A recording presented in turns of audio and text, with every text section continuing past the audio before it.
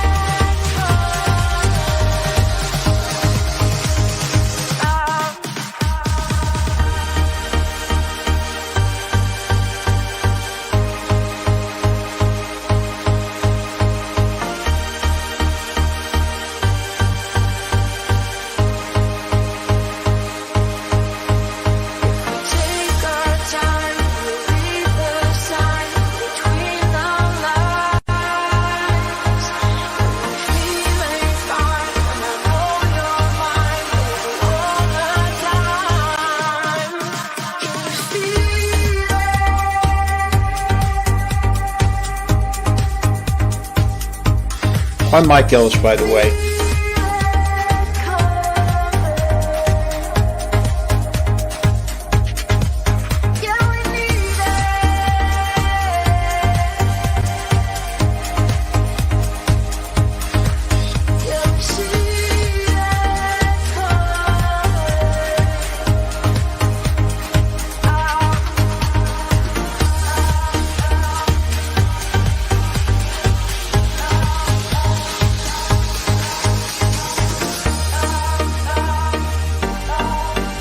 I'm Mike Ellis, by the way. Going there. She wants to be the first to make us look silly. Karma's a bitch. Hello, everyone, and how are you all doing today? I hope that you're all having a fabulous, fabulous day. We are headed into day 13 of Onpassive being down. So, you would think that they would be, panicking because, of course, they were told, don't panic. And that always makes people panic. But instead, they're just kind of going on as if nothing is happening, which, just goes to show you the fact that this is more of a cult than it is an MLM. If it was about the business and about the technology, or even about the money, they would be a lot more upset. They'd be leaving. This would be their big wake-up call. But it's never been about that. This thing ran for almost 5 years with no website and no products. and people were still showing up every single day to 5-hour-long webinars telling them that they all needed to believe in Ash Mufareh to save humanity, change the world, make a huge difference in their lives. It's basically, he could do anything. He could shut down Onpassive right now and start a new company, and they would follow him there. It's never really been about Onpassive. And that's worrisome. That's a worrisome thing, especially when nothing is going on. So if you're here to save humanity, you think that they would be maybe raising funds. There's several natural disasters going on right now. One of them recently happened in PNG, which is where a lot of their Ofounders are. They didn't do a thing. They didn't raise $1. They said, I'm sorry, we can't do that until Obless is created. You don't need Obless. You don't need any of the products. You should have learned that by now. You should be doing things then to help save humanity. But it's not really about that. You see, this is just a fun place to come, feel good about yourself like a social club, and then worship Ash Mufareh as a god, which is what makes it a cult more than anything else. Hello, Violet, and Jelly Snack, and Kig is here. And Sam is here, and I saw Devil's Advocate, and Mr. Level, and Heather, and Jens is here. So we got pretty much everyone here, which is good. I'm sorry, there was not a lot of notice about this stream, so I appreciate you all showing up. That it's going to be like that this summer. It's going to be a lot of, I don't know if I'll be able to schedule stuff, because, summer things change. Mark is here now. Yay! Yep, the past 13 days have been a non-massive fever dream. It's like they've gone back to their roots. Right? Now it's just all about these webinars. An agent is here with her hand pink waving. We got hand pink wavings everywhere. So, okay. First thing I want to talk to you about in Delulu land, because right now to me, they're all in Delulu land. Ash came out yesterday and did his big speech. I feel like he told us all that things are not going well. The migration is not happening as it should. Things are not going well at all. Yet for some reason, they've all been giving a positive spin on it. Hello, Gogo. Good to see you. Susie should just do everyone a favor and put her toes up on the wiki feet.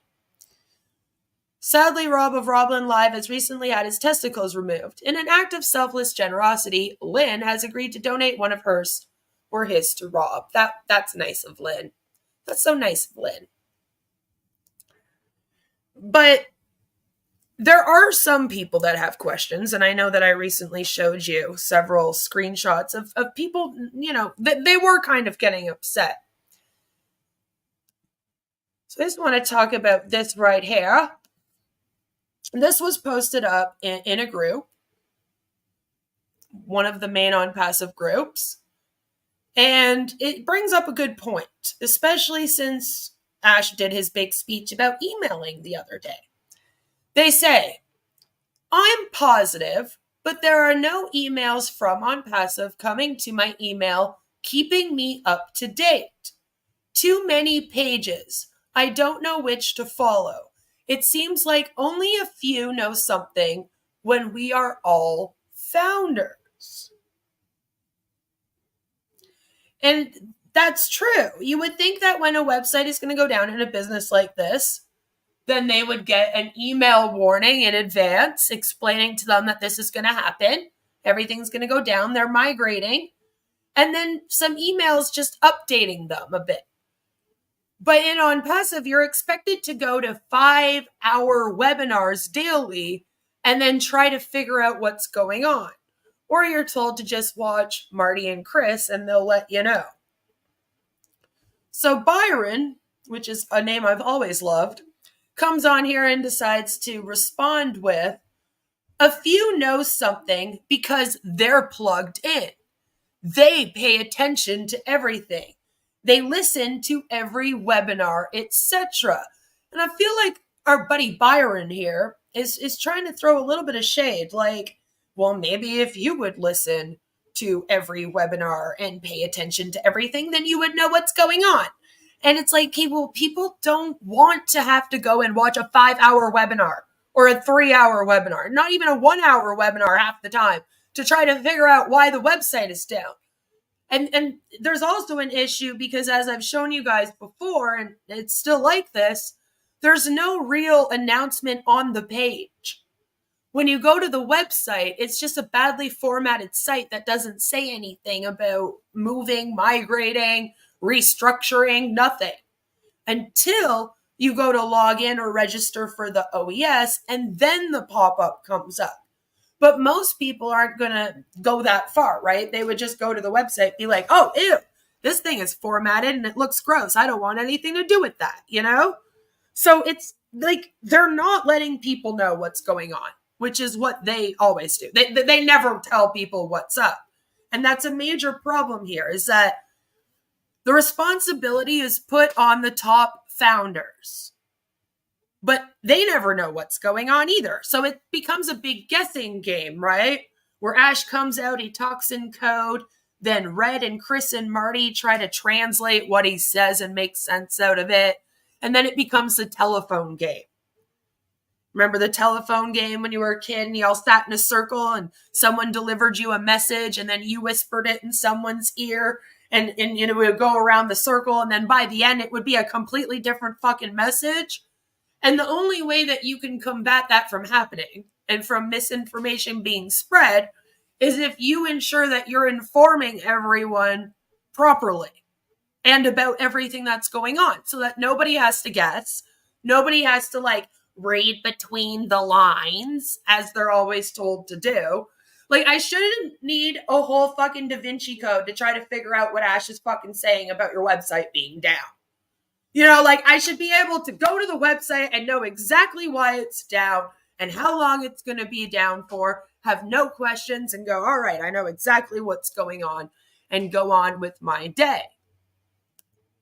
So, of course, they respond, and they say, Byron Adams, which just, that sounds like, you know, like, is he related to Wednesday Adams? Is this a bot? I don't know.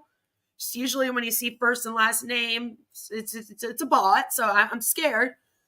As a founder, the admin should send emails. Are you receiving emails? If so, how did you get on the email list? I shouldn't have to follow a group. I should get direct communication from the ones who received my money. Like, they're not wrong, right? They completely should be. That's like our major problem with this thing. Bugger off, Byron. Bugger off, Byron. The O-Tech pros have over 40 years combined experience in cleaning restrooms for Radio Shack. Maybe they should have just opened up a Radio Shack. Then it might have gone better for them. And then they all clap, right? And then they're like, oh my God, this is just so great. Good job, Byron. It's amazing. Yeah, you do. You need a whole Da Vinci Code. While the OAS is down, perhaps Red could organize another live event to celebrate the possible success of the migration. Right? Hey, this is Lamash is actually the first. This is the first founder who sounds sane. They do. I mean, you should get an email. There should be an email list. And here's the thing. We now know that Ash has no excuse. Because Ash came on here yesterday and did a whole speech about what it was like to send a bunch of mass emails to people back in the 80s and 90s when he was running his, I guess, email scams, his .com days, the .com boom, if you guys remember that back in the 90s. You know, he was like, back then, yeah, I was sending out mass emails every day to make money and do my marketing. So we know he knows how to do it. So you would think that he would have arranged something to be able to give them an update, because it's not like they can go into the back office right now. So then what do you do when the back office is down to get your updates, right? Didn't Byron Adams sing Scammer of 69? Yes, yes. Yes, he did. Then we have our dear friend Tanya. She appears, of course, because she's admin of this group and all the groups. All of the groups have Tanya just coming in here with her whips, just whipping everyone into shape for Marty and Chris, you know, making sure that all the Ofounders stay in line. How dare you ask questions? How dare you not put Onpassive in all capital letters? That is a blasphemy.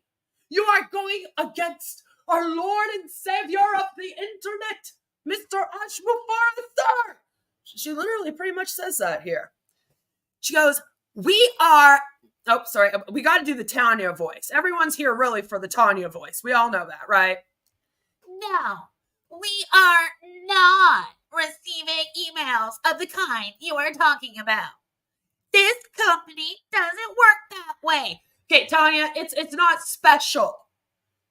All right, you're like, this company doesn't like to inform everyone of what's happening. All right, we don't work like that. We like to keep everyone guessing and at the edge of their seats, never knowing what their money is actually going to give back to them. All right, we like to keep them confused. In Ofounders back office, we have the update section where we get the important information.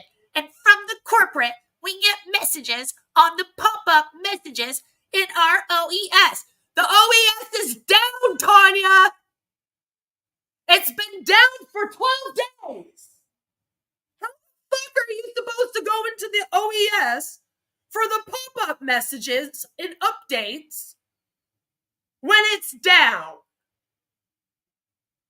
Like, you can't be this stupid, Tanya. You gotta have a brain in there. Like, just take a second, Tanya, before you type out your paragraphs at people and just think, should I be telling them to go in the back office and check when it's down for 12 days? Is that a good idea? No, it's not. The most important, though, are the webinars where our CEO shows up, or our COO, Or CFO, depending on where you read, right? Mr. Kamal. Like, again, they said they don't want to have to follow groups and go and watch 5-hour-long webinars for the answer to this question. So then your answer to them is, oh, well, watch what our amazing CEO says in the 3-hour-long webinar he was in the other day. So many leaders are doing their best to keep the founding members informed about everything. Are you? So when you're telling everyone what was said, are you telling them all that Ash came out here and said, this is not going well? This is not going as planned? The SEC case has caught up to me, and I now can't find hosting for my website because it's scam every time they look me up? Are you telling them that? Or are you saying everything's going as planned, everything is just fine, just keep on having hope and stay loyal to Mr. Ash, be sure to stay plugged in? I would argue that you are not doing your best to keep anyone informed about anything, and neither is Ash. Transparency doesn't exist here. He gives you fake transparency. He tells you things under the guise of being transparent, but it's never actually what you need to know. Like, oh my God, I have to go to meetings all day long. It's so hard for me. I'm the one that started this scam and let it get to this point, but I don't want to have to do any of the work that it takes to keep it going. Oh, it's so hard. These meetings I gotta go to behind the scenes. And you guys go, oh my God, he's being so transparent with us. Isn't he amazing? But then it's like, okay, so when are people getting the commissions out to them since September? I can't tell you that. I've actually spent all the money and I'm just not going to tell any of you. Took your money and ran again. And this time the SEC doesn't have a case yet for it. And you're like, okay, that sounds good, Mr. Ash. Like, how is that transparent? Why don't you have the money to pay for AWS after you just allegedly made all this money off Oconnect? You haven't paid your employees, so where's this money going? Haven't been on the Burge again. You already paid for the train station naming rights, so you don't got to pay for that anymore. So what the fuck? You know? Come on, Tanya. The Onpassive 360 is one of the most important webinars. Yes, Marty and Chris are the important webinars with Red, you know? Those are the 3 people that you're supposed to get your information from in this thing. If you look at these 3 people for any more than 5 minutes, you will see why that's a problem. Like, it's just like, that's not who I want to go to for advice, okay? You won't find them all on many YouTube channels, and you can find all the Why are you putting that in caps, Tanya? Calm the fuck down. on Redfern's YouTube channel. That is how we work here. And please, edit your comment and write the name of the company correctly. Onpassive in all caps! Oh my god, as if these people can put in lowercase letters so disrespectful. Tanya, come here for a sec. Come a little closer. Just a little closer, Tanya. A little closer. Shut the fuck up. Shut up. Shut the fuck up. Nobody's putting in capital letters. It's not even proper English. Use proper English. Use proper grammar. And then you can yell at people for doing it wrong. Jesus. Every time I see you writing a comment, it triggers the fuck out of me. I've never wanted to slap a bitch so hard before in all my life. What is wrong with you? What is wrong with you? You don't even leave her a link. You're not helpful at all. You don't even leave her a link to Red's channel or a link to the Onpassive 360 that she would have to watch to get this information. Explain how you are even helpful. Why the fuck are you an admin here? This is the lady? This is the lady that everyone wants running their groups in this thing? This rude bitch? Yeah, I'd rethink being in this company yesterday. Because if I was ever in this thing and I saw someone asking a question and I saw Tanya responding to them like this, I'd leave. I'd be like, wow, that Tanya is an admin of their group and she actually talks down to people and is rude to people like this and she can't even leave them the links. Like, at least link them to the channels. Like what? You expect people to what? Go to YouTube and then start searching on YouTube for Onpassive 360? Seems like there's a lot of work that goes into trying to figure out what's going on with this company here when it's called Onpassive and you're supposed to make a passive income. So I just had to get that off my chest because I don't understand why you would see this. And here's the thing, Marty and Chris, they see this. Red sees this. And they go, oh my God, we love Tanya. We love her. We love how she treats everybody. It's amazing how she is. She's a spitfire. And I'm like, yeah, no. No professionalism to be had here. All right? Not even with the admins of their Facebook group. You can't get any type of professionalism. And this is supposed to be a business that helps businesses run their shit. You think any business, any real CEO would see this and be like, yeah, I want nothing to do with this. No. My people would never talk to customers and fellow employees like this. Tanya, are you in this thing because you got fired for having an attitude at your job? Because I could see it. I could see it. They probably didn't want to put up with your know-it-all attitude and you're not helping anyone. Like I said, Tanya, at least leave them the link. Would you? Would you at least do that, damn it? You can't even be rude properly. I don't know why you think like you're something. Just power hungry. She's like, I am the admin in all of the Onpassive scam cult Facebook groups. So I can tell them they have to edit their comment and put Onpassive in capital letters. Like, Tanya, your shit's been down for 12 days. You're being sued by the SEC for $108 million and called a scam. Your CMO just fucking left because he realized your company's dead. Your CEO's done 4 exit speeches in a row. I think you have some things to worry about besides whether or not people are putting Onpassive in capital letters, lady. All right, you got some bigger things that you're ignoring?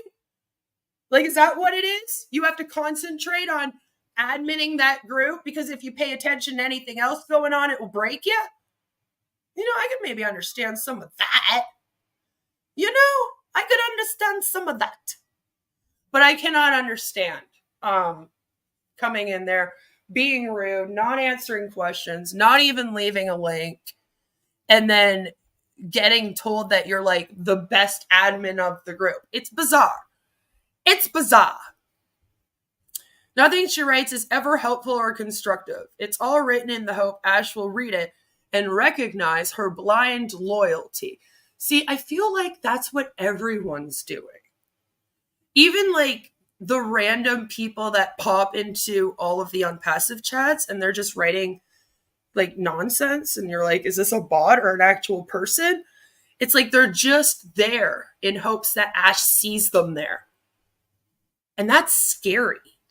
It's almost scary that there's like a whole thing where you need to get recognized by Ash, but then there's literally like nothing that I would admire him for. Like, I don't know. What are you supposed to look up to him for? Respect my authority. I think she's from the Balkans. Some weird shit goes on there. I don't know where she's from, and wherever she's from, maybe she should go back in it to scam it. Wish Tanya did frequent lives. I think even founders would troll her. Honestly, yeah. See, I don't remember seeing her up on like many lives.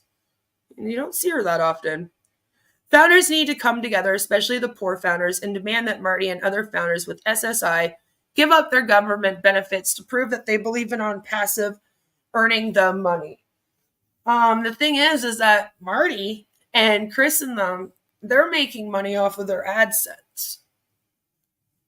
Right? The only reason why I wouldn't want Marty to do that is because Marty is taking care of his grandchildren. And like the point of me being against this scam is that it's stealing the livelihood from people. So I'm just not in agreement with then taking his livelihood because Don's done nothing wrong. And those kids have done nothing wrong. You know what I mean? So it's like, I don't want them to end up going without because Marty's an idiot. I feel like they've gone without enough because Marty's an idiot. But I do think that maybe they should give up their AdSense.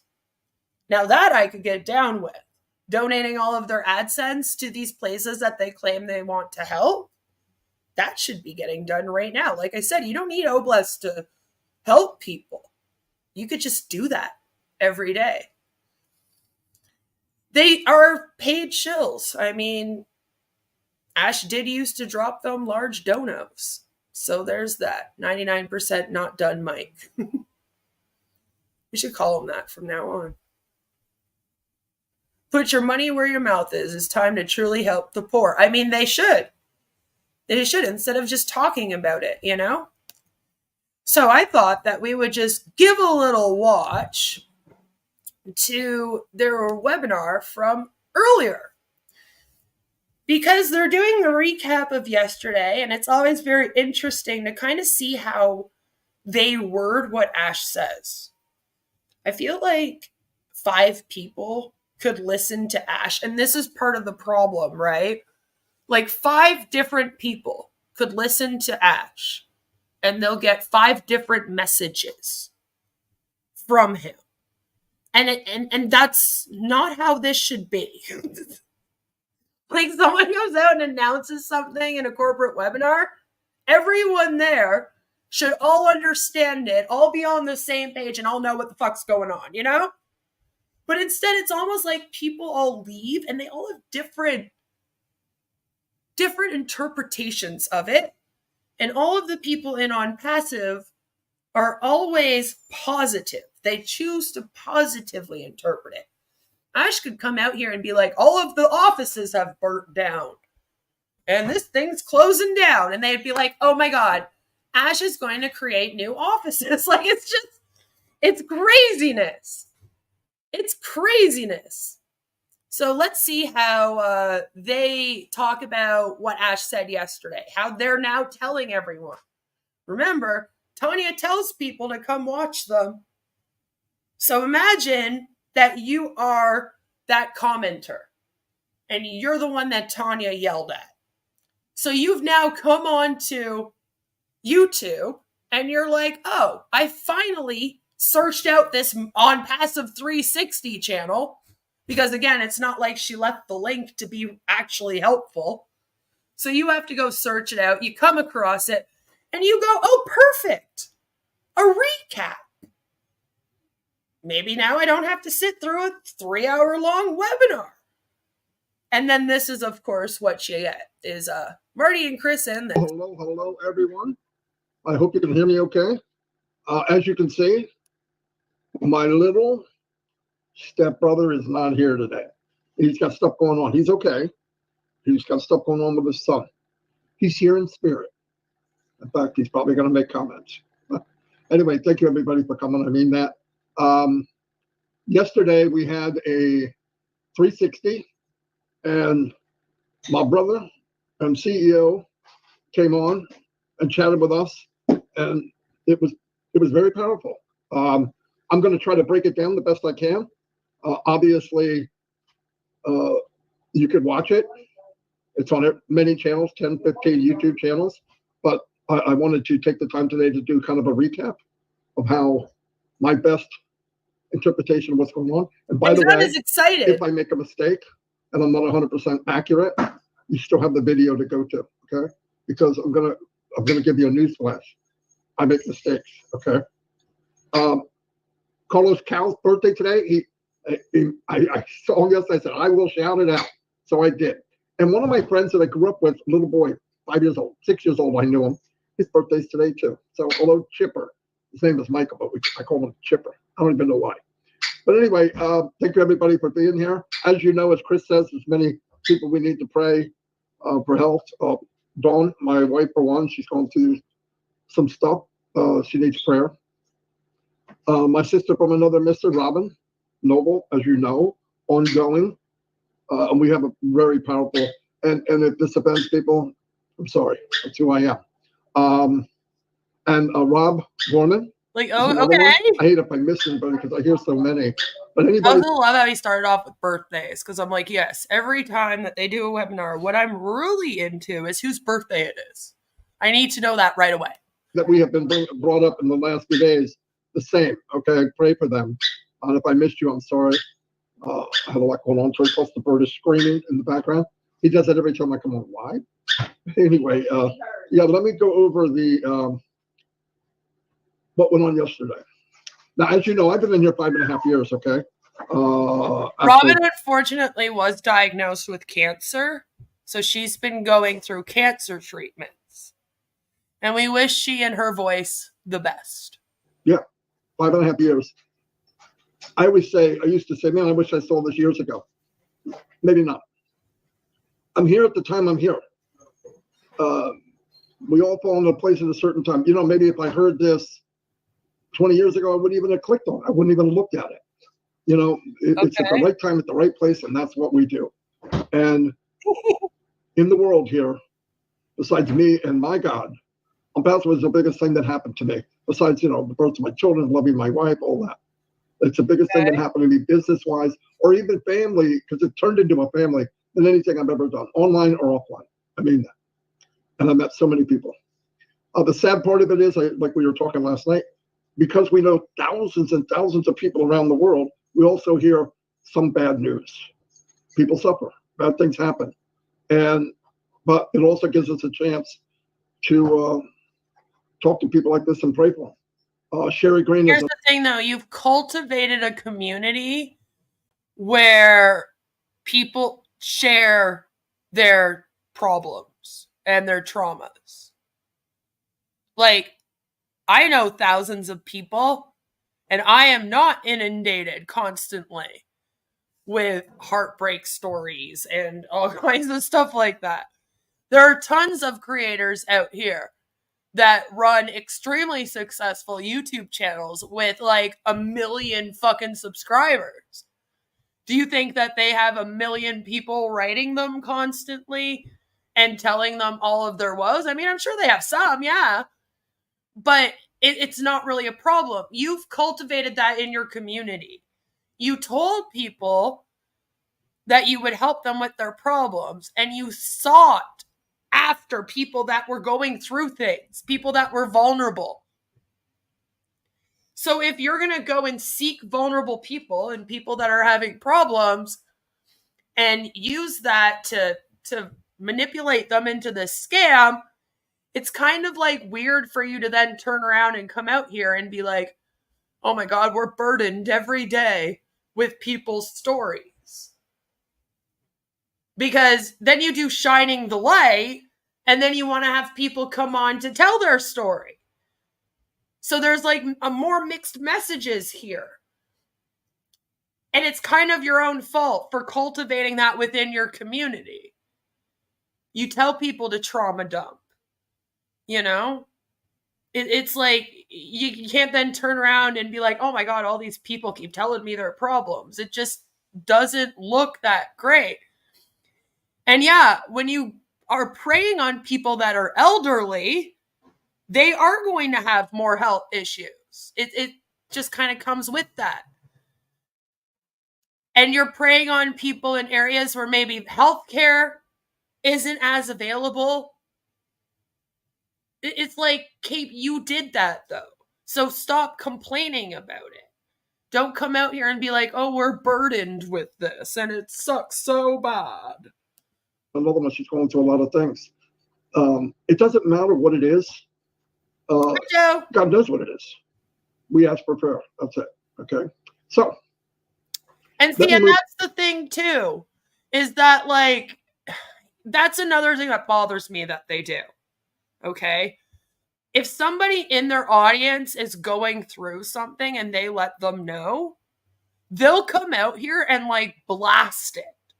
It would be like if Joe came to me behind the scenes as my mod and he was like, hey, I'm having some problems right now, and like let me know about them. So then on my next live, I went live and then listed to you all everything Joe was going through. And then like used that for my content or to try to spin it like I'm such a great creator because my mod was going through something and he's told me about it and now I'm asking all of you to support. I don't think it's his fucking business.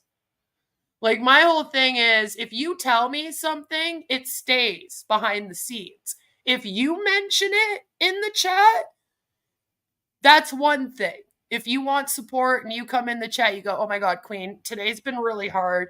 Could you maybe just throw me some love? I have no problem doing that. But it isn't up to me to come out here and be like, oh my God, my mod is having so many problems and this other sub of mine is going through this and this other, like, it's not a good look. It's not cool. Don't do that to people. Maybe they don't want you blasting their shit and using it for your, whatever you're doing. Like I said, I feel like it's almost like some kind of virtue signal. Like, all these people come to me with their problems and I'm just like, so great for hearing them out. And now I'm asking all of you to pray for them. And we'll all pray for them together because we're all such great people. I don't like it. It's icky to me. You know, it's icky. Alb says, I'm surprised Marty hasn't stroked out. He has to be the heaviest over 60 person in the world. No, you'd be surprised, actually. There's probably a lot more. It wasn't only $97 for most people. They encouraged people to buy multiple founder positions. They never talk about that. There was also people that had to buy cards to be able to pay. So for a lot of them, it cost over $100. So it was never just 97, right? I'm mean to you. I'm sorry, Albs. I'll try to do better. In India, most of the people have taken more than 50 positions, and it was encouraged, very heavily encouraged. Ash pretty much told them all to sign up with as many accounts as they could, because the more accounts they had, the more money they would make. Queen never prays for us. I never pray for anyone, if that makes you feel better. My ass is atheist, so... The day that I ask you guys to pray for me is the day you should call the FBI, because my account is hacked and it's not me talking, right? Yeah, if I ever come out here and start praying for people, you gotta call the RCMP and get the Mounties over here, okay? Something's going on. Something's going on. I got a gun to my head or something. I'm glad they no longer open the webinars naming off all the people in the chat, right? I think Red still kind of does it at the end, but he learned to do it at the end instead of at the beginning. Chris is the worst for that. He even says they asked me not to repeat this before announcing it to hundreds of people live on. I know. Isn't that disgusting? It's like if somebody actually tells you not to say anything and then you come out here and you blast it. What the fuck is wrong with you? How dare you do that to someone? It's like they want to be in this position of power and respect and have all these people come to them just so that they can complain about it and use them for like that weird virtue signaling they do. I don't know what else to call it. Fleecing the flock, but complaining about all the babas, right? Exactly. Exactly. Queen is the anti-Canadian. And she says, no, Anne is no. Is that not how you say it? Do I say it weird?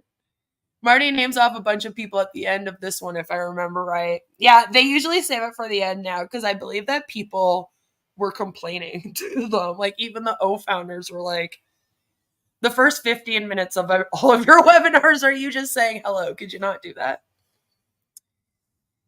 Yeah, employees in India haven't been paid in 6 months, and there's another office that hasn't been paid in 9 months, I believe. He's not paying anyone. Yeah, Chris needs to stop that. He needs to stop going there. Stop going there. He needs to stop doing that to people. It's kind of gross. You know? Do I think that Onpassive is shutting down? I'm wondering. Like I said yesterday, Ash has about 40 accounts. He has 40 businesses just ready to go. So we are kind of wondering if he's going to try to rebrand. I mean, he rebranded from Ash Max to become Onpassive. So it wouldn't be that weird, you know? I'm not sure what he's doing, but I would not be surprised if that happened. Well, let's go to, almost sound like, let's go to the hub.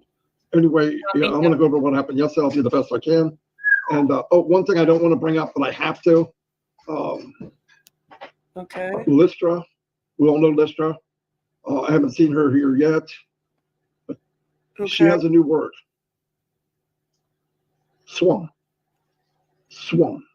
Now, I don't know what that means. I come to find out after making fun of her, it is a real word. So now I have to apologize. But I don't have to apologize for beating the women in trivia 60-18. Well, we'll give them one more.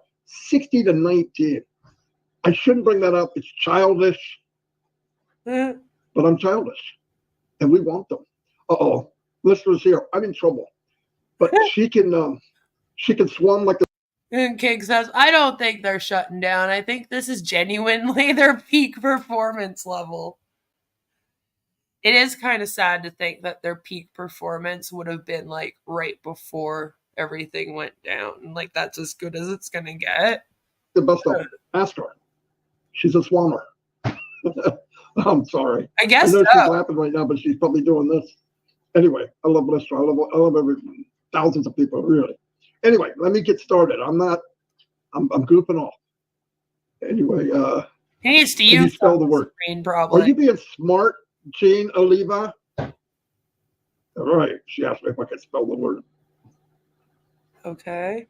Can I? And the answer is probably not. SWUN. Swum. What, Dawn? I said, and the answer is probably not. Shut up, Dawn. You hear Dawn? She's on your side, Jean. I'm a swimmer. Anyway, here we go. Yesterday, Ash came on. He said the challenges continue to surface. Big challenges. He wouldn't say it if it wasn't big. But he said it's good to hit rock bottom because when you bounce back even bigger and better. Are you reading this from notes? Please don't be reading this from notes. And that's fact. Oh, Very Lord. grateful. This put pressure on us to get more stable, sustainable solutions. It forces you to dig and get it even better. He said, our attitude produces the stamina we need to succeed, and God gives us the broader vision for what is to come. Ash told me one time, probably a few times, that sometimes something big would be coming for the business. He thought, oh, this is going to be good, this is going to be good, and the door would slam shut. But because he walks in the shadow of God, What? he had faith that a new door would open. And he said, every time a new door opened, it was bigger and better than the door that slammed. So even with the little bit of stuff going on now, whatever it is, it doesn't matter. It kind of does, though. It kind of does matter if you're going to go back online or not with your website and your products. Like, if anything matters right now to you, it should be that. You should be like, what the fuck is going on? And you should want to know the information. He found something or was shown something that is even bigger and better. That made me feel great. That is what made me go, oh my God, he's about to shut down the Onpassive site, start a new company under a different name that's not attached to all of the problems with Onpassive. Right? Shadow of God. Yes, Ash was sent by God himself down to earth to save everyone, save all of humanity with Onpassive. He actually told them all that. He said, God sent me here for that. And then he did say he was walking in God's shadow. You know, God protects Ash and wants this to work out. The faith manipulation is really strong here. Great. Absolutely made me feel great. Why would that make you feel great? Somebody comes out here and they're like, everything's going wrong, but it's okay, guys, because I have a new opportunity that sounds kind of cool. You should be like, oh my God, this is just like every MLM, not going, wow, this is going to be great. That's what faith and patience does. That's what it does. Listen, if you could just walk down the street and pick up gold, it'd be worth nothing. It's 2 billion years, and you dig and dig and dig, and they find ounces at a time. That's value, pressure, and time. Diamonds, same thing. And sometimes we're led around, and things don't go directly where we want to go. Why? It's God's time. It's when it's meant to happen. When is a good time? When it happens. Why are you an Onpassive? Because you're meant to be. Why did people tell you no? Because they weren't meant to be at this time. Do I think anybody, family members that said no will be in? Yes, I do. I think people watching this are going, who's this crazy fat guy in New Jersey? It doesn't matter. I know one thing. I believe with all my I don't know. I think it does matter because you've yelled at us a few times. heart, to my bone marrow, this is the only place on the planet, Onpassive, the only place on the planet, and I'm 64 years old. I've spent 7 days. Yeah, but Marty, again, you're someone that's positioned in this thing as a person that people look up to, as a person to respect and go to get the information. You make quite a bit off of your AdSense here, and Ash has donated to you hundreds of dollars. So it's fine for you to say that. Okay? But there's other people in this that don't get that respect, don't get that acknowledgement. They haven't made a cent in this thing, despite being promised they would be millionaires in September. So they really don't have anything good going for them in this right now. But they're told, oh, well, just have faith and hold on. Again, you speak from a position of privilege in this. Not only because you live in the USA and, you know, you have an income and you're doing pretty well for yourself, but also because of the fact that you're propped up in this thing. You're a top Ofounder. And despite you saying everyone's on the same level and nobody is above anyone here, you are very much above everyone here. So you're getting something out of this. What about the people that are just, they're not getting anything? They don't get any AdSense. They don't have hundreds of people pumping them up every day. Like, what about those people? You never think of them and how they are coping with this. Days a week for 20 years, looking for something that I thought could have an impact with everyone, not just 1 or 2%. And that company is Onpassive. You don't have to believe me. I'm not here to convince you. But if you could take a walk on the wild side and it cost you nothing, you'd be foolish not to do it. And not only that, but his team was built before Onpassive. So it's a little bit manipulative. He and Mike Ellis and Dan Street had been building their little Onpassive Nation team in several companies before Onpassive. So it's like they showed up here with a team already built. So it's easy for them to be like, oh, yeah, we'll be millionaires. We'll make a lot of money. Everything's going to be okay, you know? But think about being like the person in PNG who had to save up for 3 months for the $97 to buy into this thing. And they did it over a year ago. Maybe not even 5 years ago. Maybe just a year ago. And then they were promised, hey, buy this O-Connect thing, and then you'll make a lot of money. And now all of a sudden, they haven't made a cent and everything's offline. Like, what do you say to those people? Oh, well, suck it up. Like, come on, man. You would be foolish not to do it. Anyway,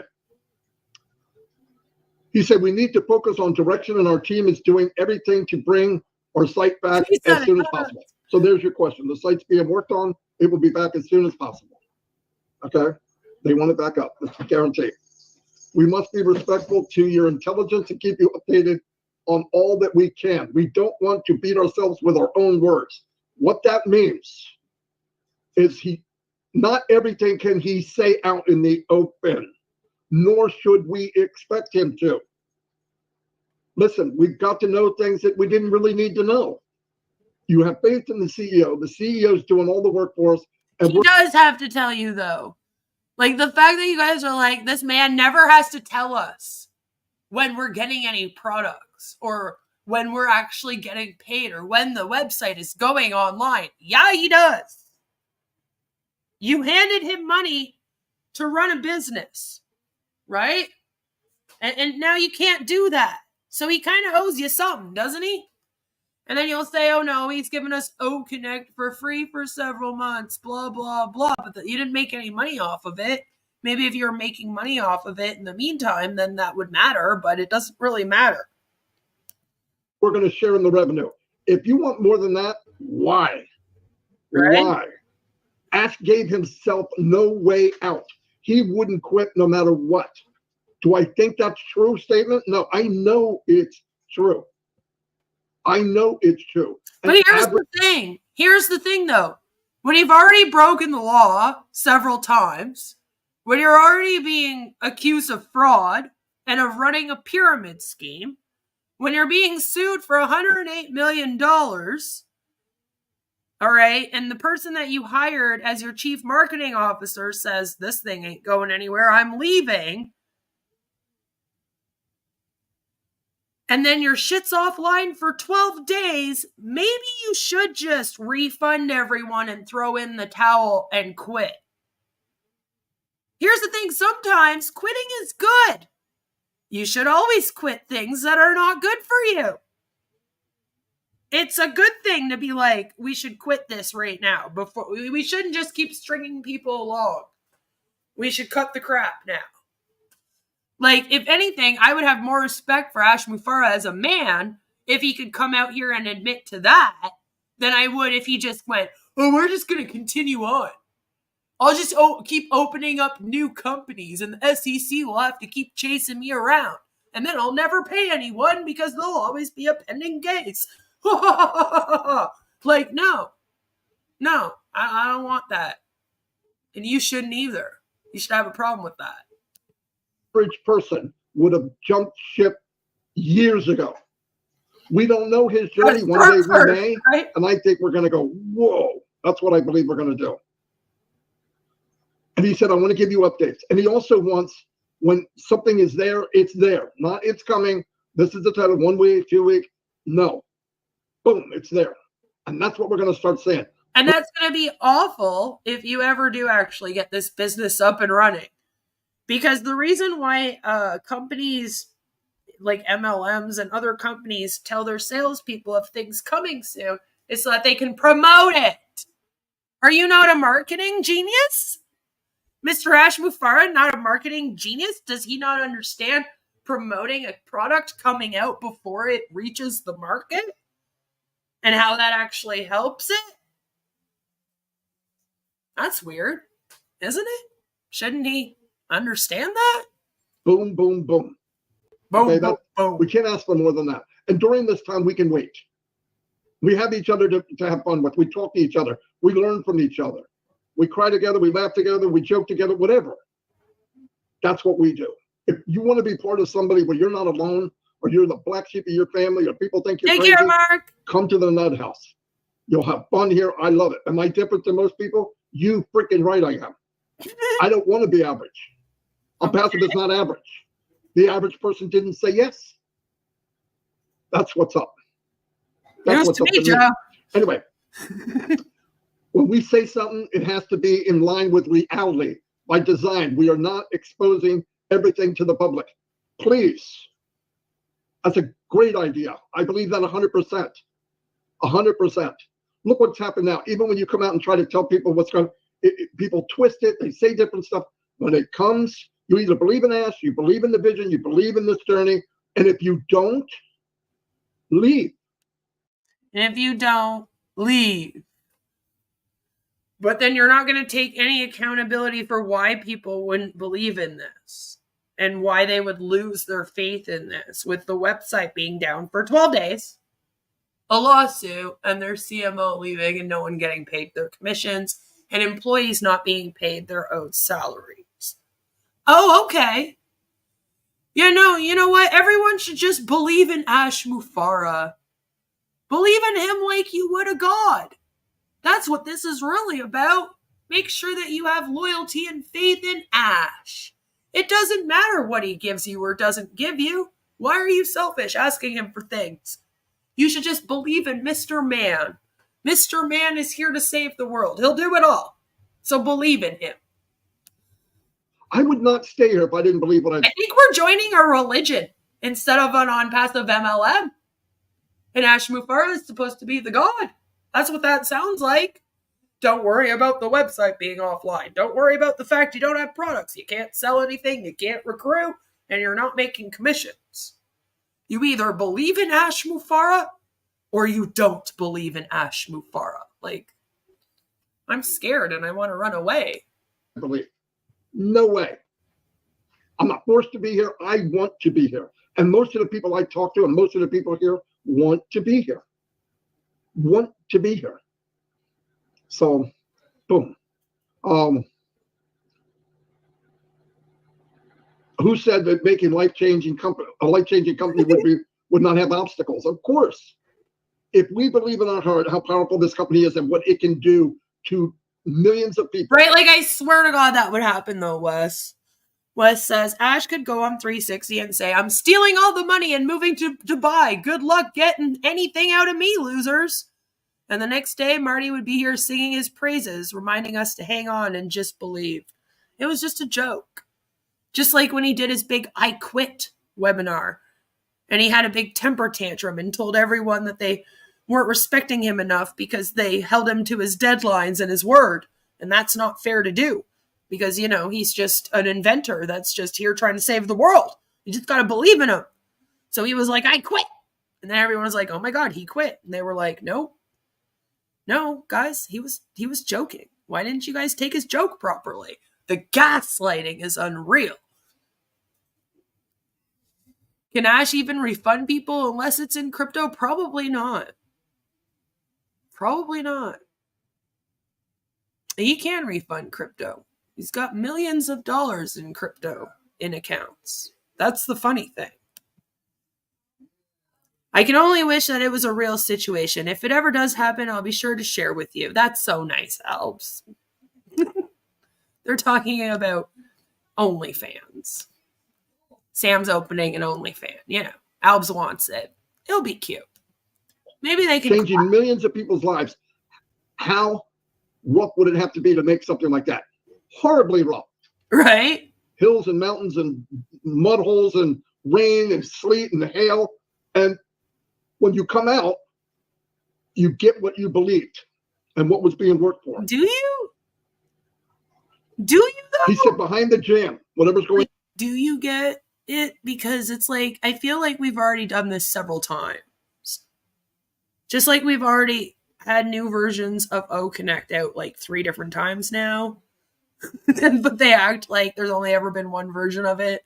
They haven't updated it at all. Like it's, how many times can Ash fuck everything up and have to start over before you go, maybe the problem is actually Ash and not everybody else? You know? Going on, which is really not our business. But behind the jam or whatever the bottleneck is and all the little things going on, use your imagination. He said, good things are bubbling. It will explode in a very good way. We did a survey the other day. Was that yesterday? It doesn't matter when. Asking your top 3. And then Red did it again at 11 o'clock. Thousands of responses. Thousands in 24 hours. I think Red got 7,000 emails. These toes. Or some crazy thing. But that's showing that people are involved. They are listening. And Ash thanked everybody for that. I like it. It's like Ash thanks everybody for being indoctrinated and manipulated. Of course he does. He said things are not as they should be, but they're working on it. They're going to make it a fact that it's being worked on as we speak. Okay, but who's working on it, Marty? Because all your technicians went home. Like over a month ago, Ash sent all your technicians home. They didn't get paid again. 6 months at one office, 9 months at the other. So who's working on it, buddy? Who's working on it? Is it Ash working on it? Is it Mr. Kamal working on it? Is he about to code the entire website over again? Like, what's going on? Have they figured out how they're going to move Onpassive, which uses Google plugins, to a brand new host and server, which does not accept those Google plugins yet? Apparently not. So who's working on it? Who? Who's they? They're working on it. It's always these they people. They. Who are they? They're working on it. You don't have any technicians in an office right now. So I think they might not be working on it very hard. Which I can't blame them for. Ash is confident that you are about to experience good in our journey. One big thing about technology, the evolution, transformation of AI. Honestly, the only thing that would make me super happy right now about everything going on with this thing is if I found out that literally the technicians a month ago were like, well, you haven't paid us, so we're all going home. And then Ash was like, but we're about to migrate the website. And they were like, that's nice, bud. Good luck doing that without us. Fuck you. And went home anyway. Like, he almost needs somebody to do that to him.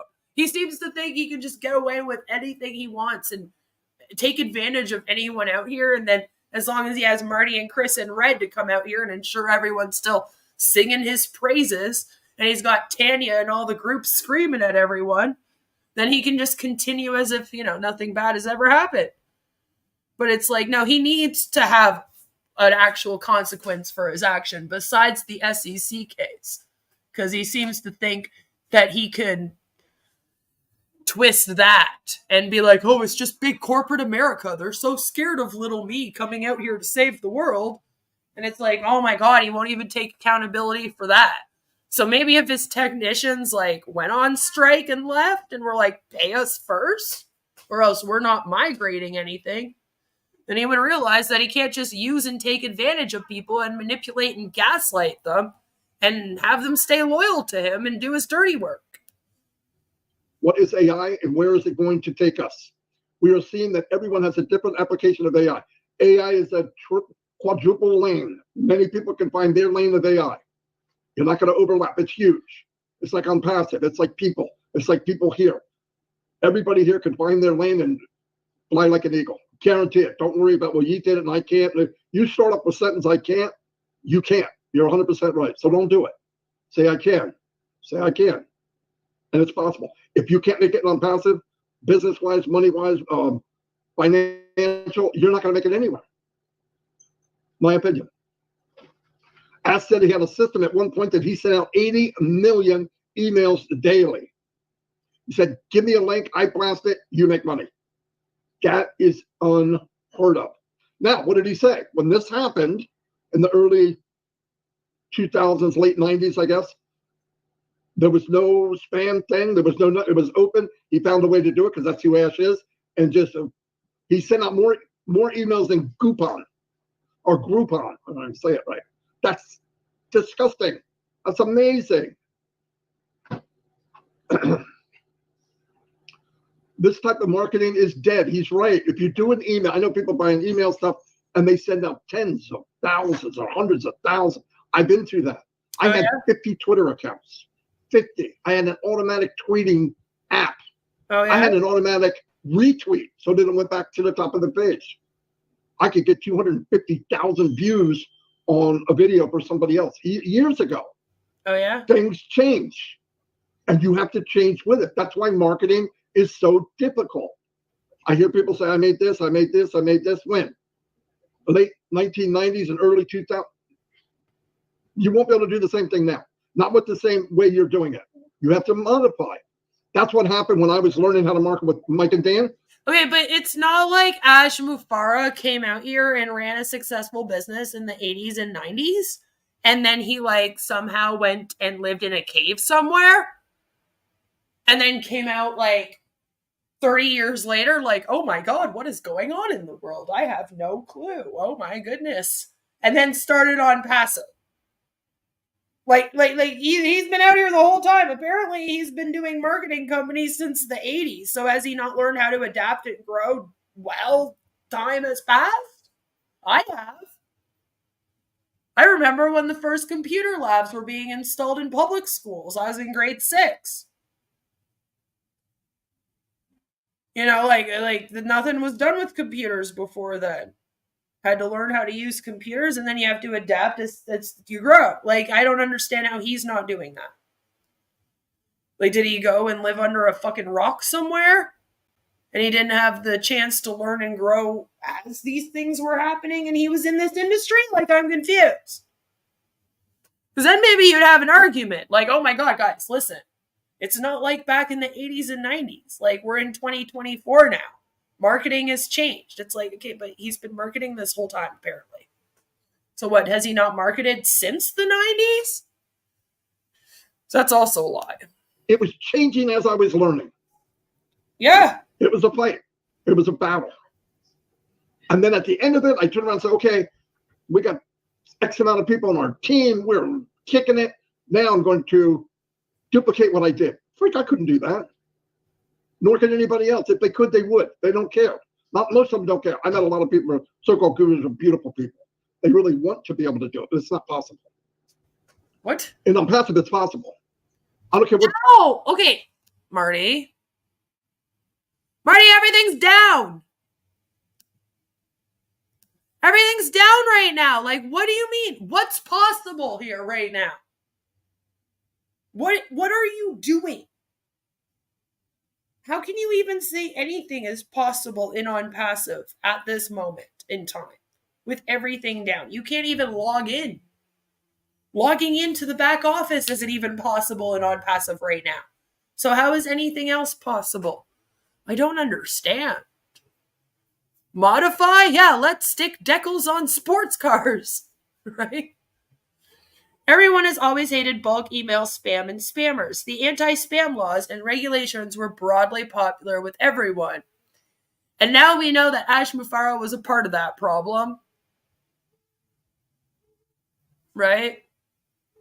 Employees thinking they need to file a case international level, but they don't know the process. Can you please help? Employees in India? Yeah, I'll look into it. For sure. So Red reads all 7,000 emails? No, because who has the time to do that? Nobody does. What is this obsession with marketing? The world's changed. Get over it and enjoy what you have. It's funny because for the longest time, this was a marketing company, remember? It started off like that. And then they went, no, we're not doing marketing. We're not about marketing. We're about targeted traffic, so you don't have to market, right, then? And we're about technology and AI. And now we seem to, like I said this week, all of a sudden we've gone back to marketing. Now it's all about marketing again. You know? Marketing worked back then. Now people have a 2-second attention span, right? That's also part of the problem. You know? Reminds me of the Everybody's Dead Dave scene of Red Dwarf, right? 100% failure rate on passive wins. You can't sound out all that spam unless you own your own data center. AWS will stop you from sending out the Onpassive spam. I hope so. I hope that people do get frustrated. I want to see them rise up and riot. I hope so too. All right, we're over halfway, so let's do our commercial break and we'll be right back. Today's video is brought to you by... Do you have a berserker demon? You may think that's a strange question, but I've dealt with berserker demons. What's a berserker? The word describes ancient Nordic warriors who fought with uncontrollable rage. This is where we get the expression, he was so angry, he went berserk. In the days of Vikings, berserkers would enter a trance before battle to get supernatural strength. They fought with a frenzy. Sound like someone you know? As we say, they lose it. Explosive anger can come from frustration, feeling disrespected, trauma, mental and hormonal issues, and drugs, but uncontrollable rage can be demonic. As an exorcist, I've dealt with berserker demons. If you've got one, you'll need more than anger management therapy. You may need an exorcism of a berserker demon of anger. That's inhuman. I'm here to help at boblarson.org. Whoa, looks like you got a bit of a tangle in your dangle. Did you know that more than 8 out of 10 hose owners die each year? Not anymore. Hey, turn me on and watch my hose get huge. My mom always told me I was a grower, not a shower, and boy was she right. And if you squeeze me in the right spot, all my raging fluids will come flying out of me, and instantly I'll retract to my small, natural, convenient size. Amazing! Oh, yep. Shout outs to all my flowers and growers out there. And just like a real snake, it can contract and expand like an accordion. You know, we really wanted to name it the Snake Hose, but that's the title of a gay porno. I mean, I've never seen it, but lizard's close enough. This is my next door neighbor, Sharon. She didn't know I was filming her. She also didn't know I had my hose in my hand, too. If your hose weighs more than 15 pounds, I feel sorry for you. You see, women prefer light, dainty, petite hoses. You don't want to be walking around with a big honking nanner. Oh, Sharon. Whoa, watch the whoa, don't get it caught on the thing. Whoa. Hey, buddy, watch where you're going. You don't want to end up like that guy, still using a standard hose, not going anywhere, and he's fucking bald. Fuck! Look at my hose, people. Oh, yeah, it's growing fast, and it's not kinking up anytime soon. Now, I don't know who lives here, but it's time to wake up. Behold, the full length and girth of my hose and its full potential. Hey, can't you see I'm filming a commercial here, you fucking asshole? Wah! Take that, fuckboy! No one fucks with my hose! The lizard hose is about $30. You get 25 feet. That's like, just a little bit more than $1 per foot. Yeah, fuck it, we'll give you 2. That's 50 feet. Get fucked. Come on, touch it.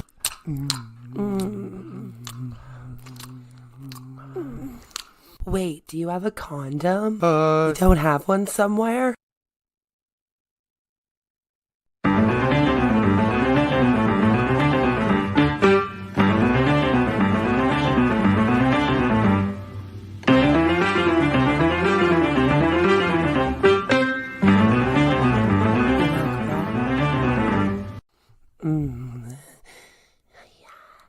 Yes.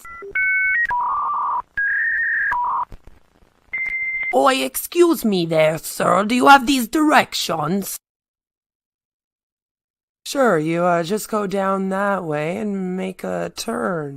Don't let her know that your dinger is almost a no-go. Get Tiny Dinger condoms to you discreetly. It's very important to choose the right size, so make sure that you get your tiny size. Don't be caught without a condom. No, no, no. Get Tiny Dinger condoms, a YouTube streamer's favorite brand. Located at your local CVS pharmacy, Rexall, Shoppers Drug Mart, Walmart, and in your favorite streamer's nightstand.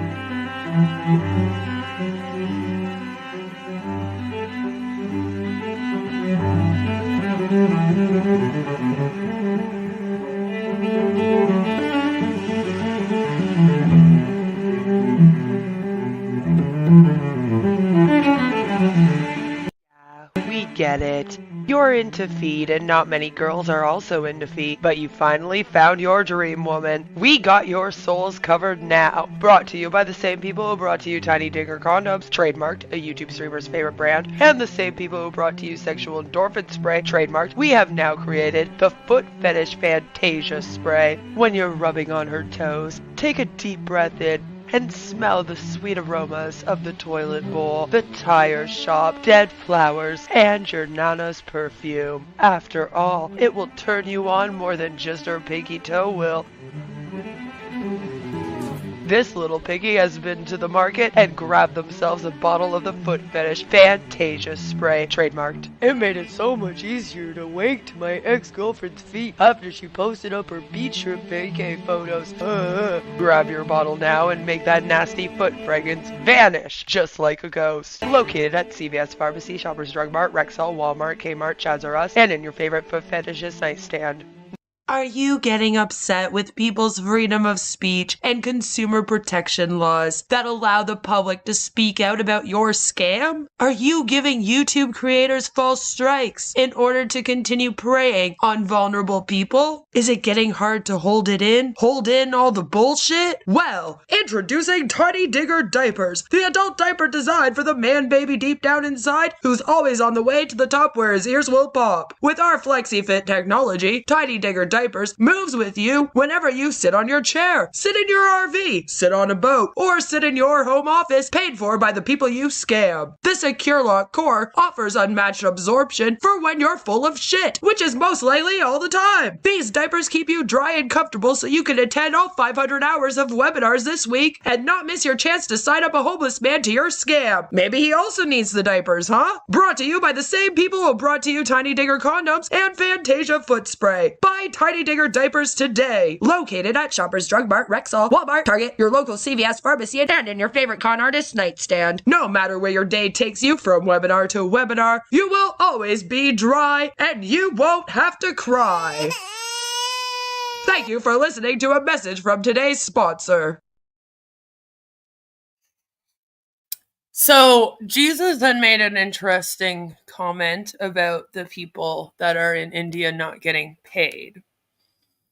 And I don't know, I hope that I do enough research for you guys.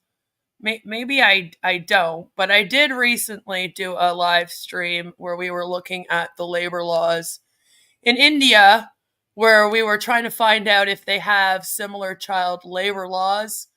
You know, I do have to research everything on my own. I unfortunately, when I came on here, didn't have creators prop me up or be nice to me. Everyone was very, very mean and rude to me when I came on this platform. So I don't have people on the inside giving me information. I have to do all of this myself, all my own research, go look into things myself. So, you know, I apologize if I'm not on the up and ups, or if I make you guys feel like maybe I don't do enough research. But you can lodge a complaint with the Government of India Ministry of Labor and Employment. And they will actually bring you, if you click on the link on that page, to this. So if you are employed by Ash Mufareh in Dubai, in Hyderabad, any of these places actually, you can come here and you can fill this out. If you need help with this, feel free to email me. I have no problem at all doing a video call with you and helping you fill out this form. So Jesus, if your friend does want to file an actual complaint for not being paid, I would suggest giving them this link. I'll send you the link for the actual application. And if it is confusing, because oftentimes these government documents can be quite confusing to fill out, then you can email me. And like I said, I have no problem arranging a time. I will sit down with you and your friend, and we can literally fill this out together. And I will help them fill out the form and send it in. But this is where you go. Luckily, they do have the Ministry of Labor and Employment, which Ash is breaking the laws with. The good news is that I've also done some extra research, and in India, you don't need an actual employment contract. Okay? So no matter what, you're supposed to be paid for the work that you do.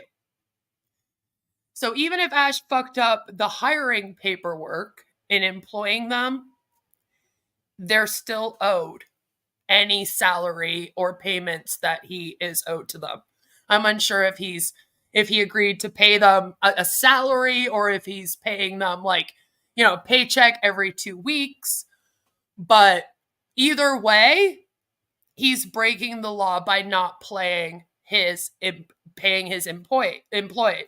And the thing about this is, technically, anyone could file through this or through the FTC in the USA. Because Ash is located in Florida. But I think in Hyderabad, it would be your best bet to come here to the Government of India Ministry of Labor and Employment, and then fill out the form that I've linked, and you'll be able to hopefully get an answer back. It should work very much like any other labor board, and I'm sure that they'll look into it and then see that he hasn't paid anyone and he could get in trouble. It only takes one person to file. Right? It only takes one person to file for the investigation to go through. And then hopefully that will get the ball rolling for them. But I don't want people to think that just because they're in Hyderabad, that there's nothing that they can do with him not paying them. Because they're literally you can lodge a complaint with a labor board. And they should. So I hope that helps. Because I think it would be very good for them to do that. The company is not providing documents like pay slips, anything. Yeah, they could get in a lot of trouble for that. he's supposed to be doing everything. They do have labor laws there. So I would suggest them going and filling out that form. And that would be a good first step to get that money, because he owes it to them. If you worked there, he owes the money. Exactly. And it wouldn't be too hard to prove that you were working there.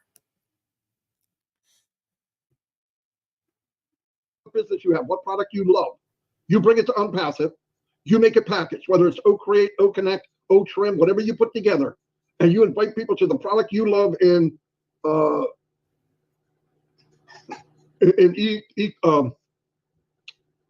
marketplace, and you drive traffic and get people doing it, and you bring people in. They say, well, I want to do what you're doing. Absolutely, here you go. Give them the same package.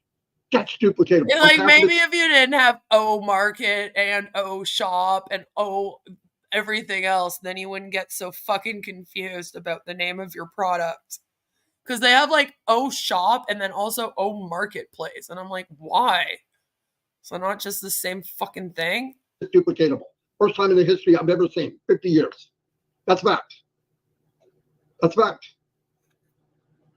Anyway, As had to rethink the game of leads and marketing. What if we apply AI to generate traffic in a more compliant way? Marketing at its best will be done for us. To have this. Hey, there was just a comment here that I feel kind of shows. Here it is. Nuno Santos comment at the top. Marketing at its best will be done for. You guys can, there, that's a bit better. See, this is the cognitive disconnect right here. And then another thing is that Onpassive is totally different, which creates problems for the corrupt system. Like, Ash has these people believing that the way all businesses run is corrupt and they want to make money, but he's not corrupt, right? He is the correction to the corruption because he doesn't want to make money. He wants to run his business with heart, with love. And it's like, no, that's not how that works. And you can't have a successful business without money. It's not that there's a corrupt system. I don't see Ash changing our world to not accept money as currency anymore and just accepting love. And they seem to believe that that's what he's going to do. And it's like, no, he is the corruption. For us. To have disruptive solutions to get leads generation with help of AI. That means target. I want you, I want her, right. I want her, I want you, I want her, I want him, I want, and you're thinking, okay, boom, boom, boom. No, it's unbelievable quickness with data. Not humanly possible. That's the kind of things we're talking about for traffic. Please. Yeah, you're all smiling right now. I can tell. You can't do guaranteed traffic unless you're doing bots, though, because you cannot guarantee it. See, this is my issue with that whole, like, buying sub thing. I've talked about it a lot. Buying subscribers, buying followers, buying targeted traffic. Like, you can't guarantee it. Like, there's some of these websites out here that are ridiculous. And when you get a YouTube account, they harass you. And they'll be like, oh, you come check me out. I'll help your SEO and I'll get you 100 followers for it. And you're like, okay, how do you guarantee me 100 subscribers, though? Like, how do you guarantee that? You can guarantee that you'll get me out to 100 people maybe, but you cannot guarantee that those 100 people are then going to sub to me. The only way that you can buy subs is if you're buying bots. They can't be real people. Is that not human trafficking? I'm very confused. It's like, you can't guarantee it. So I've never understood the selling the traffic, selling subscribers, selling followers. Like, I've never understood it Because I'm like, what are you buying when you do this? 100 fake accounts to come and sub to you? That does nothing. You're not going to get any of the engagement. They're not going to be watching your videos. How does that help? Same with this buying of targeted traffic. You can't guarantee people this traffic to their website unless you're not talking about people.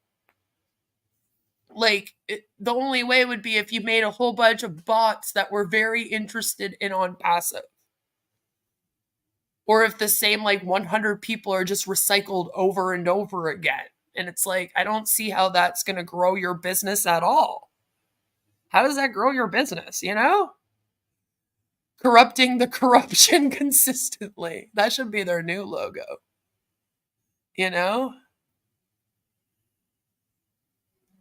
See what I mean about Vivine? Man, I can't wait to use Omar and Odesk. Oh yeah, she's very excited. Very excited. Why are they talking about marketing? Ads are supposed to supply sure thing customers who will purchase OConnect from the founders, right? When you have targeted traffic that you're buying, do you need to market? And I thought they were doing that for you too. I'm so confused. What is this company? Not ready for marriages because once Onpassive money will come, then they will do marriages. Innocent founders. That's so sad. See, that's the problem with these things, is that it takes from people more than just their money. It takes their experience. It takes their time. Marty will never get this time back with his grandchildren. All the hours of webinars that he's gone to instead of hanging out with his family, he'll never get that back. And for what? Woo! Go, Joe. Joe, you're going viral. Is it the Onpassive People's Front or the People's Front of Onpassive?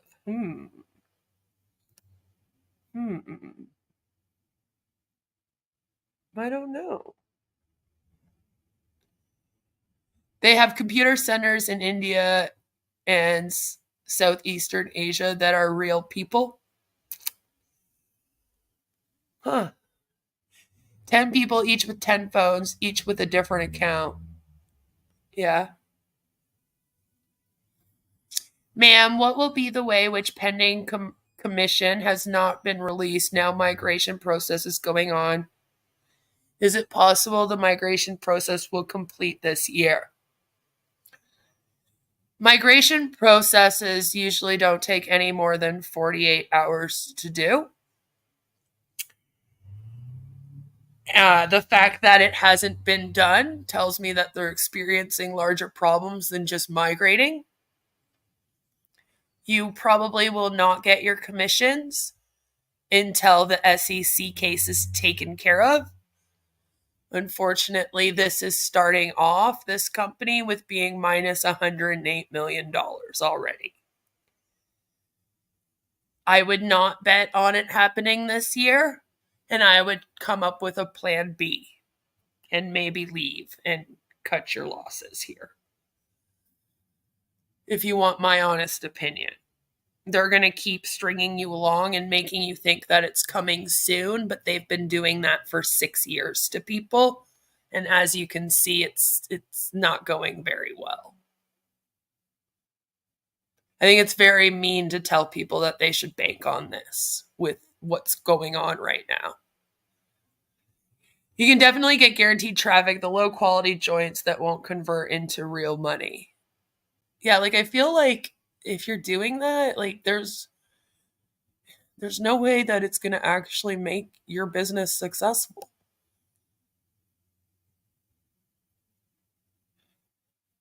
Yeah, there's a lot of people that are in a standstill right now from this. And here's the thing, is it's a good thing that it happened now instead of later, honestly, because imagine if the site went down after people came here with their businesses and how bad that would have been for people and their businesses. 48 hours, hold my wallet. It's one thing for American founders to lose a few early bird specials at the local diner, but the money was needed by founders overseas. 97 US is a lot of money in PNG, Vietnam, India, etc. Exactly. That's why I get so mad whenever Marty says, oh, it's only $97. And a lot of you guys do too, because you realize that only $97 is not only $97. Right? I mean, we did the math, and for someone in PNG, that's 3 months' pay. 3 months' pay. So it's cruel to go to a place like that, tell them to come up with the money to change their lives, and then to fuck them over like this. There's a good chance that the servers will not be back up by the end of this year. Ash is saving money by not paying for OConnect data. He says it costs $5,000 per OConnect. It would cost him about, the honest truth is it was costing him between $10 and $15 per OConnect. Not $5,000. But it was costing him a lot for the bandwidth. That's what he's paying for. He's a very naughty boy. The main thing to take from this is you will never get paid by Onpassive. Ash would have paid you by now if he knew how to do it. Otherwise, you have only received excuses instead of pay. And like, I'm still kind of wondering, like, there has to be some way that he could have gotten this. Like, some way he could have gotten it, like, some money to some people. You know? I feel like he should have by now. I do. Even just putting it in their wallet accounts should have worked. And then he should have had a way for them to pull it out. I don't know, but something should have been done by now to get this to work. I spend more than $97 between Queen of Karma and the recovering Hunbot every couple of months. And we appreciate you, Albs. We appreciate you. This is pretty cool. It's real cool. Having control over this space is a game changer. We have the solution. It is under control and are expected to bring it to you, he said. Delulu. Now remember what he said in the beginning of the meeting. I'm not going to tell you anything that we don't have. He has. And that's the thing, is that they were told to take out loans, right? Chris says some PNG, Indian, African, and Vietnam founders took out loans for the $97, yep, thinking they'd be millionaires by 2019. Those loans came due and the founders did not have any money to pay it back. And they still don't.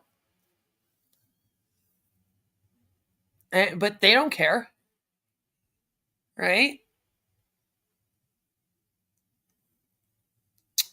Sounds like he's preparing his victims for a no data migration, an empty new system, just re-register and pay again. That's what I'm wondering. Because we know he has all those other LLCs ready to go, right? And the way he was talking about how doors close and new things open and they're always better, I was like, oh God, are we about to open up a new scam? We're just going to rebrand it again? Founders won't get commissions until the SEC case. Can you please explain the same? I will communicate to Indian founders. Sure. Right now, Onpassive is actually being sued by the Security and Exchange Commission for $108 million. This occurred on August 11th of 2023. Okay? They had been watching Ash for 3 years. Ash is a known con man. So, as you can see here, the SEC is suing them for being perpetrators of a fraudulent multi-level marketing scheme and unregistered offering. Because Ash didn't register the positions, basically, for people to buy. Okay, so it says that there are charges against Ashraf Mufareh of Orlando, Florida, and his company Onpassive, LLC, for orchestrating a fraudulent and unregistered offering. Since 2018, Onpassive and Ash have fraudulently raised over $108 million from over 800,000 investors across the globe, including in the United States. They claim to be developing a suite of computer applications using AI. They sold investors positions in an MLM arrangement for $97, where investors would earn passive income from subscription fees paid by later investors. Because originally you were just supposed to pay one time for the OES and get access to everything. The passive income payments allegedly were to commence on Onpassive's commercial rollout of the computer applications, but as of June 2023, the defendants allegedly had not yet commercially launched any applications or commenced paying commissions. Per the complaint, the Onpassive program is a pyramid scheme. They also made material misrepresentations about the timing of the commercial product launch, the magnitude of anticipated profits, so illegal income claims, and the legality of Onpassive and Ash's operations.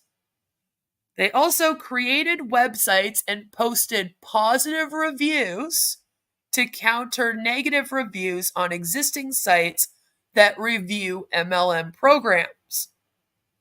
The counterfeit sites mimicked the existing sites' names and logos to deceive readers into thinking the reviews were generated by third parties unassociated with the defendants. Ash Mufareh and Onpassive are charged with violating the registration requirements of Section 5A and Section 5C of the Securities Act of 1933 and the anti-fraud provisions, which means that, they're being looked into for fraud, of Section 17A of the Securities Act and Section 10B and Rule 10b-5 thereunder of the Securities Exchange Act of 1934. So what they're doing is they're seeking injunctive relief, disgorgement of ill-gotten gains, plus prejudgment interest thereon on a joint and several basis. And what that means is they want founders to be paid what they were promised and what they would be owed up to this time. Not just what they paid in, but also what they were promised and owed up until that time, basically. Civil penalties. So he's also going to probably get fined for breaking a lot of these laws. They do come with fines. And what they've also asked for is an officer and director bar against Mufareh, which means that Ash would therefore no longer be allowed to operate or be the CEO, director, or anything of a company for the rest of his life. They want to stop him from scamming people. They've been following him around for 3 years, and they said, enough is enough. We want to shut this man down. Now, the complaint names his spouse as a relief defendant, and the reason why that is because he had actually put the $108 million that he made up here into her account. So he basically just transferred the money into his personal account, but it was in his wife's name. And also, the Singapore office was then put in his wife's name after this. I believe he figured that way if he, funneled money to her, then he had a reason to. I've gone over the full complaints. I have live streams where we actually read through the entire SEC case. So you can also check those out if you need any further information. But since this is happening, this is partially why Ash is having issues with merchants. And this is why banks are warning people against Onpassive. The Security and Exchange Commissions regulate all the businesses and how people make money and all that in the US. So if they say, you've done a bad thing, don't do that anymore, he's going to get in trouble. They can shut down Onpassive and they can stop him from ever opening up another business. They did have a mediation, which I've also covered. They did not reach an agreement. And I think part of that was because Ash probably doesn't want his director bar, and they want him to pay back the money and get that director bar. I hope that they don't budge on that. So, I hope that answers your question. Hopefully you can tell that to the Indian founders. I don't believe anyone is right now, other than the recovering Hunbot who has some Indian, translated. I don't know what languages exactly. I'm assuming in Arabic and that, but she does have some videos that do explain it a little bit as well. September 1st is the renewal date. And we have no clue what's happening with that. They're not even mentioning it. Yes, it is civil. It's not criminal. It's a civil lawsuit. That does not mean, however, that Ash could not get into trouble more so. Just saying. If he keeps this up, after Ash loses the SEC case, he will have to pay back founders. But if he has no money, by then the founders will not get their money back. They may get $10 to $15 back if they are lucky. The good news about that is that hopefully the SEC could garner wages. I mean, he'd have to go out and get a job somehow, right? Unpassive reboot activation protocol, right? Ash's new scam will charge $197 to join. Less $100 for formal founders. Yeah, probably. Wouldn't be surprised. Just that statement I just made, he has it. Where's Chris, by the way? So when I started Onpassive, we had sources to give us traffic, but the effectiveness is not the same. Even 5 years. Even 5 years. Wow. And Ash was upgrading his side of the business because our side was going crazy. But here's the thing, if you can't keep up with the things advancing within 5 years, should you be opening a tech AI company? 30, 40,000 people a day joining because people that are sick and tired and getting treated badly in different companies because they felt like just a number. So he built it and they came. Just like the movie said, you build it, they will come. And we came. Some didn't. It's okay. We know why. They weren't meant to. And I'm making somebody do something. I would never do that. He said, because of this, the gap in time from beginning of Unpassive to now, it has allowed new ideas for gathering traffic. Because he's always, and this is key, don't fall in love with what you know today. Fall in love with what you can learn today. Okay. And keep advancing and keep advancing. Because if he wasn't that way, you could not build a business for the world. You could not. But has he? You're acting like he's built this business already and it's been successful for years. We will own this space. It will have an incredible impact on long-term success and stability of Unpassive. Wait, what space are you owning? The marketing space? The targeted traffic space? The AI space? Technology in general? MLMs? What space? Seriously, what? Which one? And here's something I wanted, kind of an analogy. It's mine, it's not great, and I'm not trying to be This is called Unpassive Live. Marty and Chris, let's recap. And Chris is nowhere to be seen. Did Chris leave? Did he leave? Did he leave Unpassive? Preacher. Why did it take 40 years for Moses to take people from Egypt to the land of Canaan. 40 years. What? You know why? They broke the commandments, adultery, and lack of loyalty. So he walked them around in circles for 40 years. Did you know, and I could be a few miles off, the actual trip from Egypt to the land of Canaan would have taken 11 days. Are we actually doing this right now? Are we actually doing this right now? What a comparison to make. Oh my. I don't even know what to say about that. Like, well, let's hope that Ash parts the Red Sea so Onpassive can exist and be successful. That's taking out the weeds.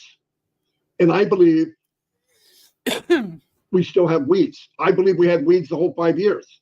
And some said, I'm not saying. I mean, the trip would have been so much quicker if they had Google Maps. Am I right? You know?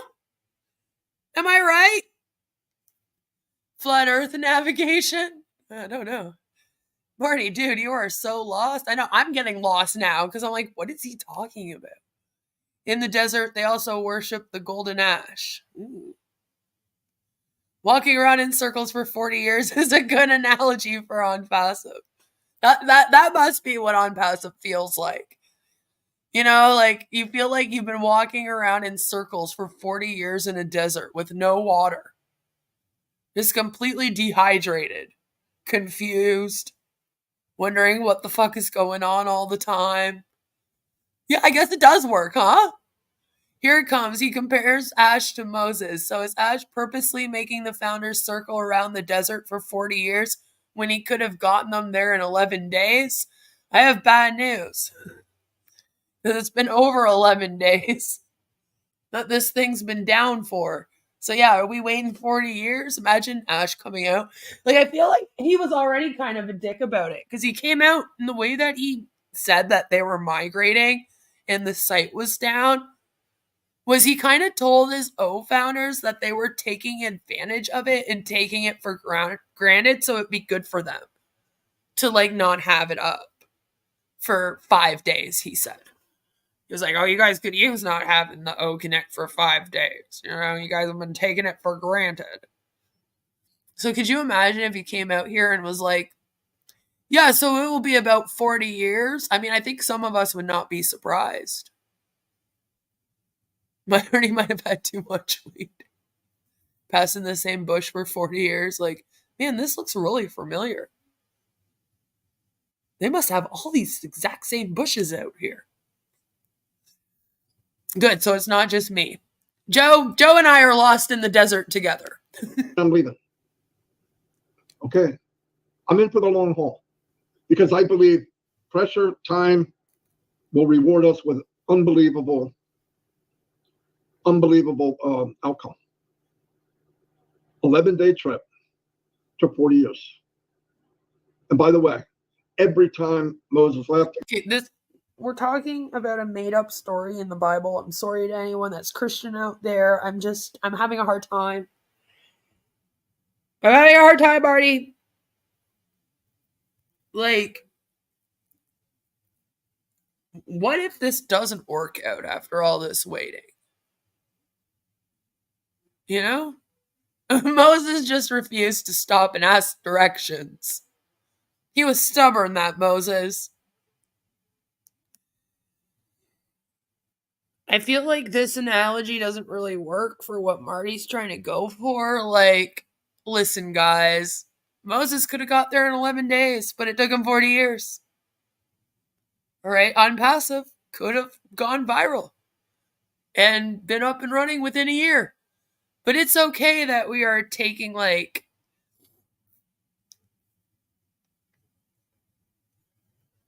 $6 years or longer to just come out with one successful friggin' product.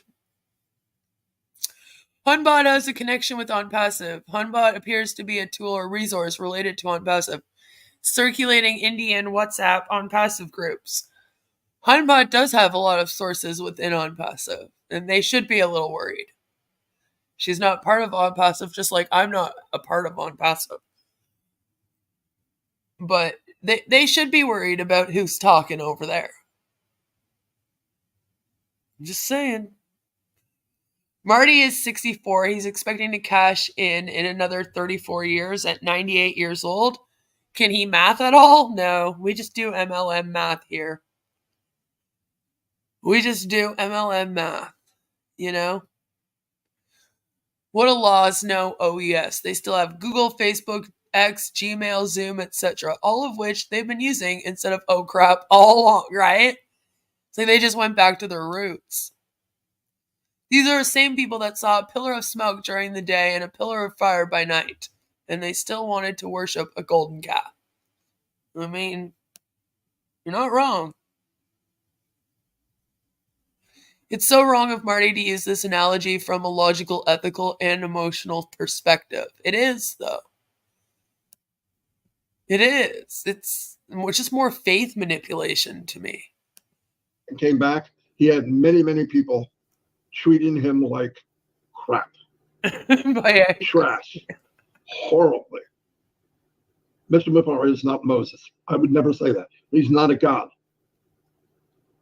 But he's gone through some stuff that reminds me of something like this, where you go and you go and you go and you come back, and you got a handful that are just beating the hell out of you. And some of the only... Man, that pissed me off. They came out here and they were like, I want people to email us and tell us what your favorite product is and blah, blah, blah, and all this, right? And then they barely allowed 24 hours for people to do it. And then they were coming on the next day going, okay, guys, it's over. Like, we told you that you didn't have to keep emailing us, without thinking that there's different time zones. And, like, not everyone is going to watch them right away. Like, they seem to think that everybody in Onpassive just stops whatever they're doing and runs to watch them, which they might to some degree. But there's always going to be people that aren't going to be able to. So you got to give people, like, some time to get that information. You know, like, give people, like, a day to watch your video, realize that they have to send an email, and then give them a day or two past that to do this activity, right? But instead, they were like, why are you guys still sending us stuff? And I was like, wow. Like, you don't even realize. There's people that are, like, 12 hours behind or ahead of you, and they probably haven't even woken up and watched your fucking video yet, so they don't even know to send it. And then when they do and they send an email, you go, oh, well, we did that yesterday. Like, are you kidding me? You know, like, what the hell? And yeah, they're like, just, you know, Gmail. Send it to our Gmail, redredfern7@gmail.com. And I was like, yeah, because I guess you can't send it on Omail. Why Ash focus on Dubai advertising? Because Ash feels like, okay, in Dubai, they have a free market. So Ash really wants to tap into that. All right, they have like a whole area in Dubai that is like a free zone. And to him, he sees that and he goes, I can scam in there and there's no rules and regulations.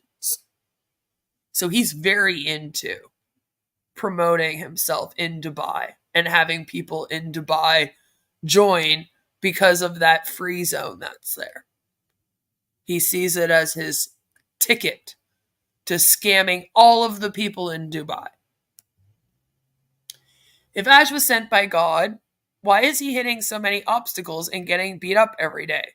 Sounds like God is against Ash too. Even God is like, listen, we got to screw this up. There's only Ash time.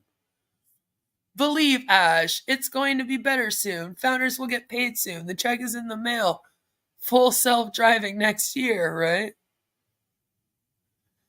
Are they just collecting emails? They wanted to know what people's favorite product was, the product they were looking forward to, so that they could tell Ash what product to work on. We need a distraction right now, of course, so. The time zones are a large reason the recovering Hunbot has many Indian founders, right? Right. Dubai is the scammer capital of the world. All scams move to Dubai. Where else can you buy ads? They can be seen on every screen in the country. It's because of that free market area. Honestly, that's what it is. There's a whole area that you don't get regulated. None of the regulation agencies can crack down on you from within this area, apparently, okay?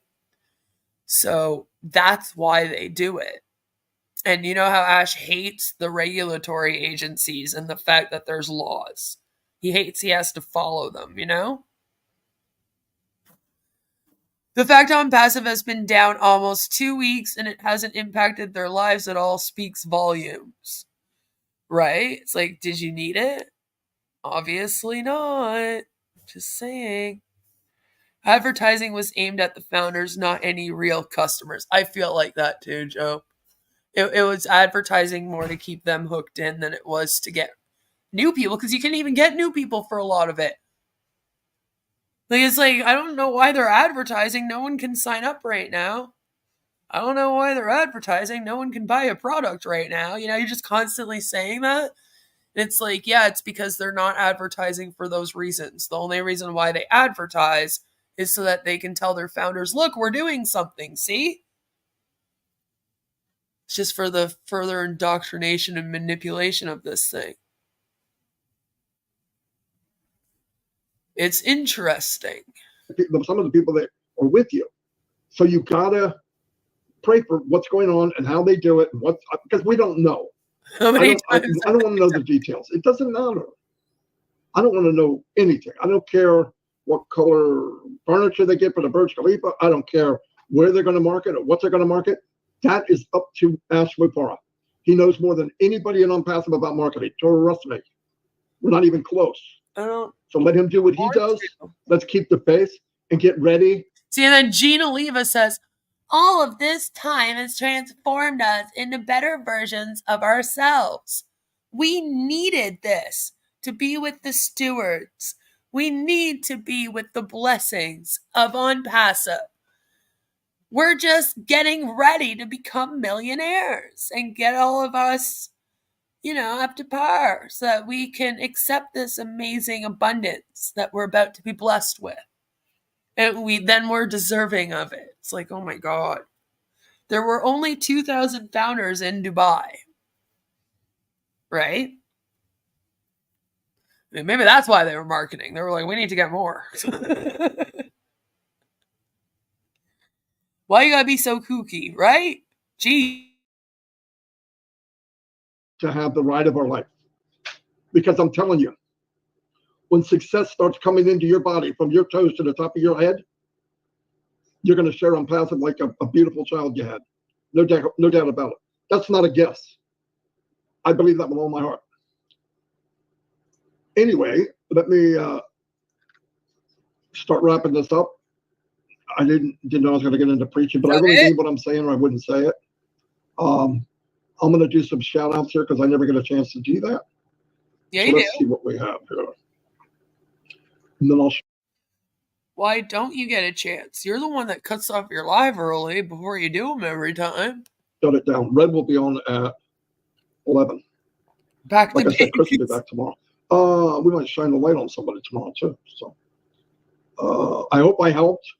If I inspired, I did what I want to do.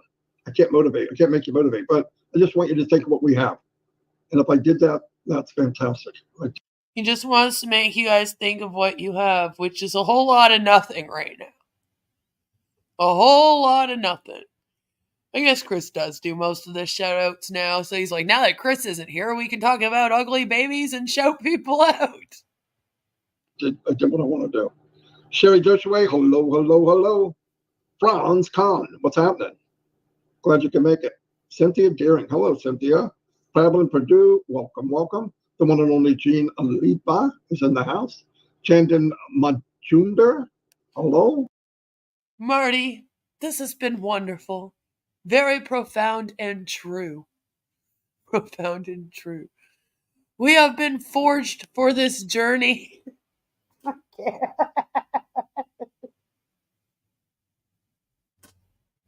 Everyone get your war paint on. Everyone, we are forging through this journey. This is too much. All they have now is the worst looking free CSS loading spinner the tech team could Google, right?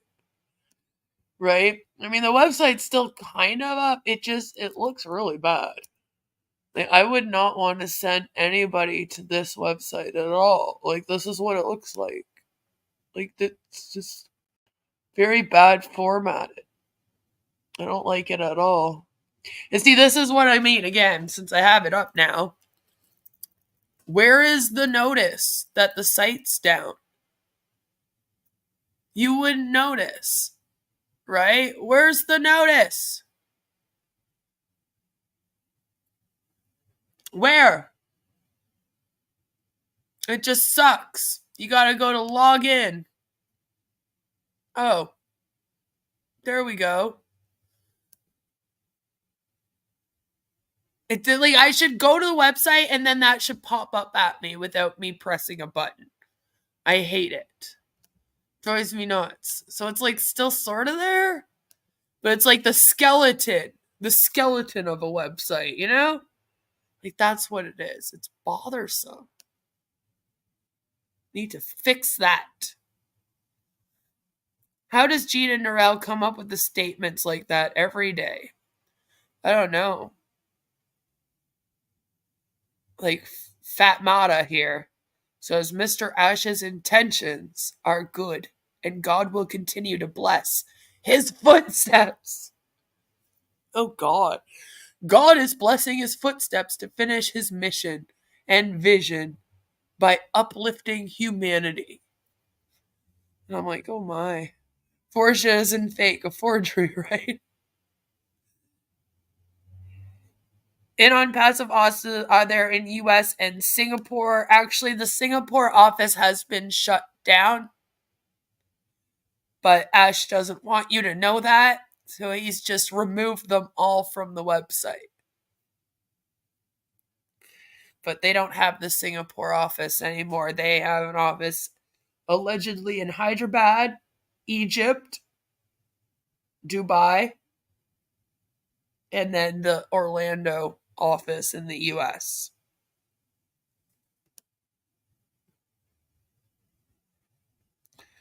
Whenever I go to their website, I think the obnoxious AR button on the right might enable augmented reality, but no, it just gives you a cheap Google Translate to Arabian that nobody needs or asked for. It's true. Colombian marching powder, the driving force behind many marketing campaigns. People like coming to my channel, watch me trying to log into Onpassive. It's great fun. Follow in his Fantasia foot spray scented footsteps. I like that. I do wonder what drugs the Indian social media experts. Maybe. I mean, maybe they're all doing the hookah. I don't know. Tracy. Shorty's not here. Zevenbergen. Denku Kumar. Delisa Christie. Hello, hello. And Kylie's always here. It's crazy how everyone's just like, thank you, Marty. Thank you. These are excellent updates. And then this person says, how mean days more come OES because I miss my OES. Poor dude. She's everywhere. Listra. Hey, when you get a chance, ask her. She won a gold medal in swimming. Was it swam? Okay, sorry. Listra, I'm done now. Told you. I'll forget. Today we got Hildegard. It's her 4th year anniversary. Hello, hello, and congratulations. Norel, wow. So embarrassed. Norel is still up. Hello, Norel. Everybody knows Norel. Thanks for all the stuff you do, Norel. Naveen Benny. Hello, hello, hello. Another wonderful lady. What are they supposed to be inspired to do, though? Just believe in Ash more? Miss you, OES. We miss you. India also, they didn't pay rent for the building, so it may end of this month. The Hyderabad office will also be shut down. Yeah, let me know if that happens. That would be interesting. I wouldn't be surprised if they didn't pay the rent there either, though. Because if he doesn't have enough money to pay for AWS, then probably doesn't have much money to pay for anything right now. Right? Wow, please let that be true, right? Would that be amazing? That would be amazing. What's the deal with David Doc Passive? I can't tell if that dude's trolling or not. Such a blurry line with Southeast Asian founders. Yeah, I don't know either, right? It's hard to tell. It's like we read it as sarcasm, but then they're actually being serious. Gifty, see me smiling as soon as I mention her name. She's got the coolest laugh. Myra Aquino. Myra's an amazing woman. Super smart. Oh, man. Vin, I love that. Cooking with slow and steady heat. Yes. It's like, okay, you're making a business. All right? You're not cooking a roast. I don't care if she has broken English or whatever. She has an accent. Sharp lady. She really, really a sharp lady. Roy Davies is in the house. Robert Lawson. Hello, Robert. It's always the make same. Roy Davies. I said hello. Oh, she is. What did she say? For sure. Yeah, I probably don't want to know. I'm going to get Pretty Hendra. Hello. Michael. Chatta 444. Frank. Whoa. Gianna Zero. Let me guess, you're Italian. Just kidding. Oh, look at this. The dancer, the Energized Bunny, Marcianne Hamabu. Hello, family. Let's stand with her. Yep, absolutely. Oh, she's gone. Where am I at? Okay, I think I better go before I get in trouble. But thank you all for being here. I mean that. That's it? It wasn't even that much. Peter Rogers. Hello, Peter. I'm seeing all these people. Oh, I guess we're still going. Okay. Thank you, everybody. And I will see you, let's say, Thursday. I'll see you tonight on trivia. By the way, women need some help, if you don't mind. So, yeah, they are still doing trivias. I'm in trouble. I know that. Anyway, see you. And that's the end of that. That is the end of that. It's just interesting how, like, he really didn't say much about what Ash said. He just said, like, he said, yeah, Ash came out and said that this migration isn't going very well. And he read a little bit from what was probably the summary or whatever of the 360 the day before. That's what it sounded like. But other than that, like, what is the update? What is he inspiring people to do? What are you supposed to do once you're inspired? When you can't even log into the back office? Like, you know, if I was in this thing, I would not be able to be inspired by anyone just talking to me. I would want this OES back up. I think I would be feeling down the whole time. So I understand it, but it's like, okay, but what are they supposed to be doing?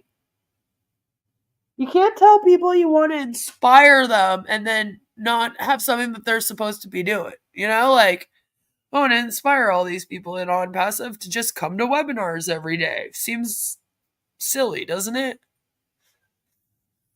You're from Hyderabad and your friends working in Onpassive. Yeah.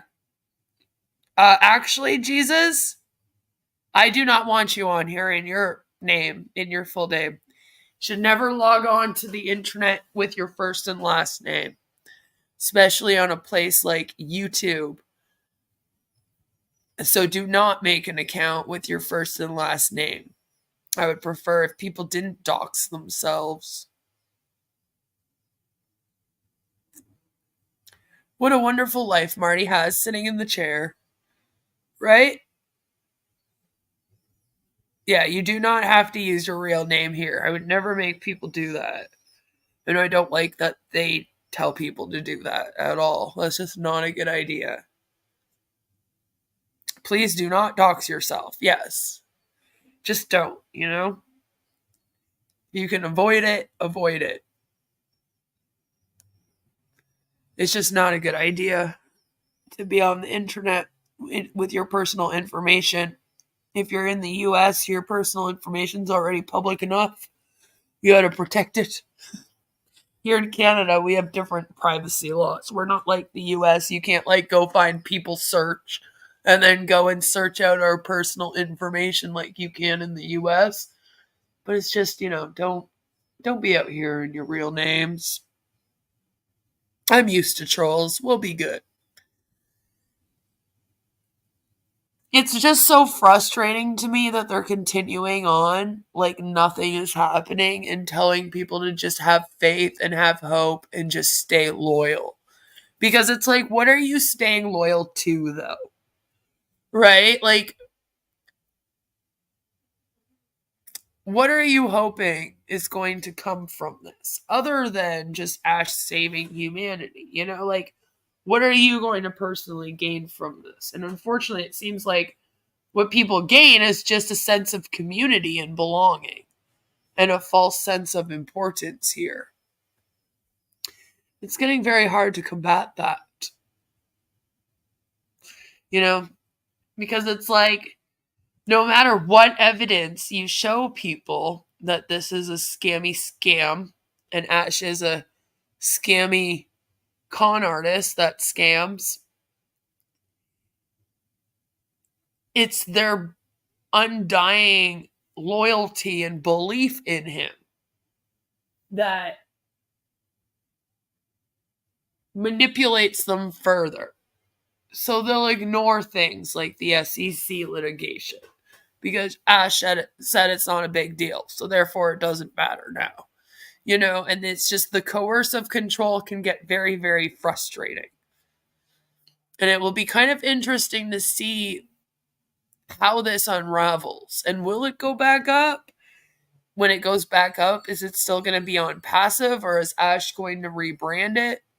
You know, like, I don't know. Beth has finally found Jesus.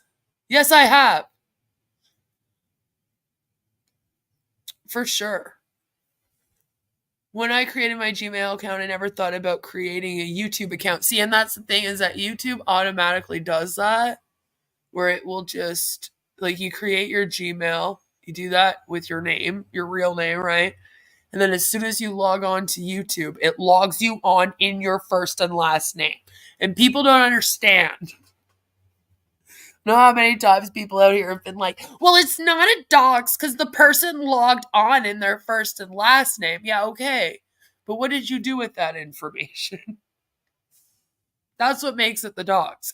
So here's the thing. Someone's information can be out publicly, but if you take that and you're using it in a malicious way, it's automatically you doxing someone. What matters is, was there malicious intent in you sharing the information or not? So it's like, you know, just make sure that you don't use your first and last name. Go in there and change it. I read such a heartbreaking comment from Jerry Nix the other day. I am like my little doggy waiting for my Onpassive treats. Oh my goodness. Oh Lord. Don't get caught slipping on your journey to the money, right? You're all supposed to be just happy to be a part of this thing.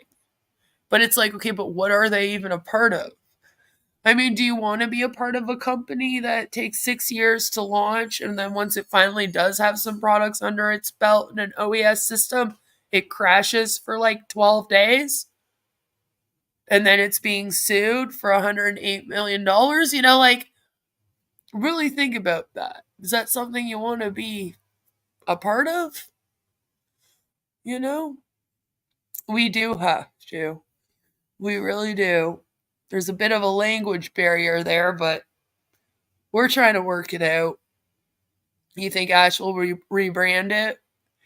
Like, okay, thinking of this from a business perspective and like putting yourself in Ash's shoes, I know that may be hard to do, but just for a moment, like if you were Ash, that would probably be what you would do, right? At this point, I mean, especially with everything crashed.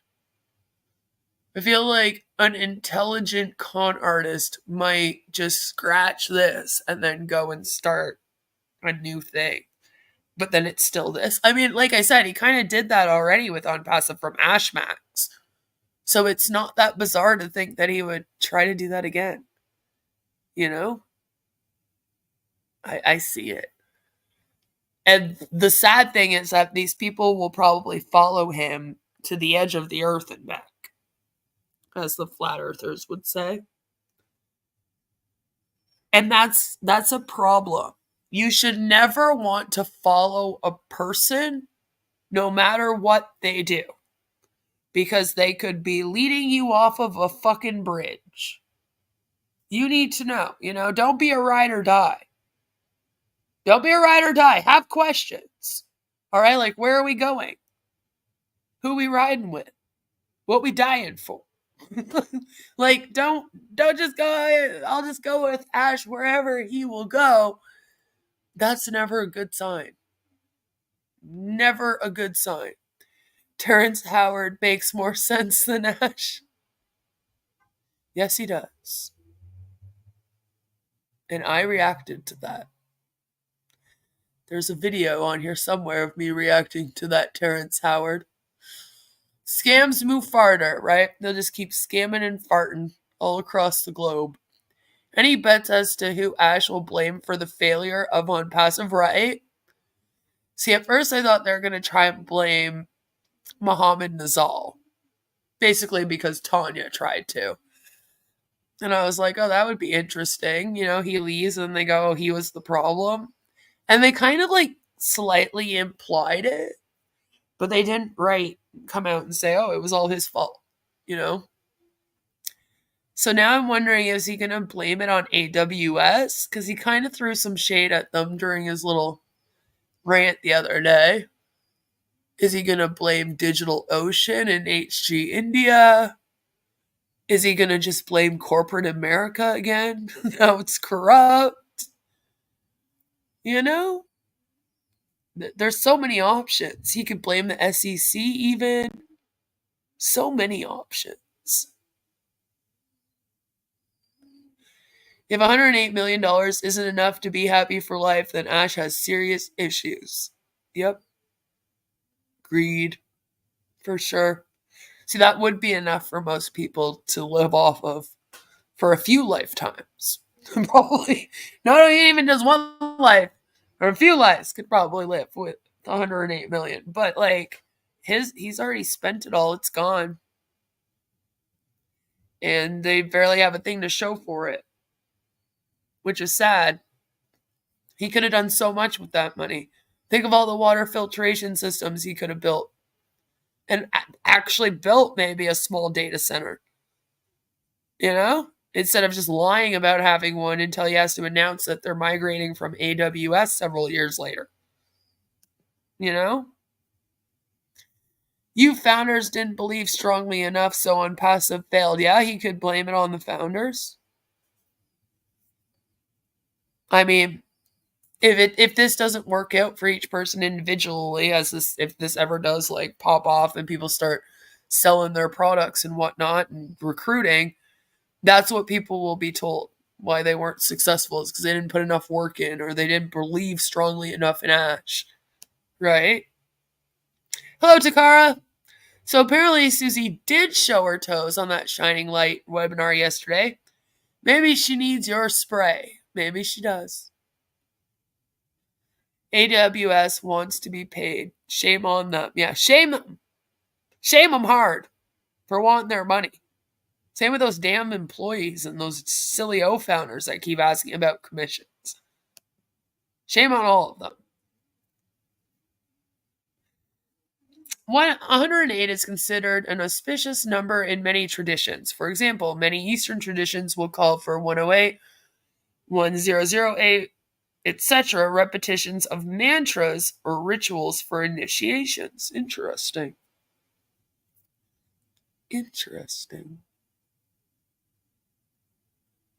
I thought she only showed her elbows, but then Ash was talking about her toes. But I watch usually while I'm at work because of the time, so I don't always look at what's on screen. Maybe she'll open up an OnlyFans for her toes. Make more money than she does in Onpassive. You know, bloody capitalists, he says, because he's building a business. You know, like, what? What? I guess we will have to just keep on seeing what happens. I am kind of interested to see what they're going to do next. Because, like, now what? You know what I mean? Like, we've done the recap. Ash came out. He finally sort of broke his silence, spoke a bit about what was going on, admitted it was a disaster. So now where do we go from here? They're just going to sit around and wait? You really don't want to see how Susie spins the hula hoop on her OnlyFans. Is it like this?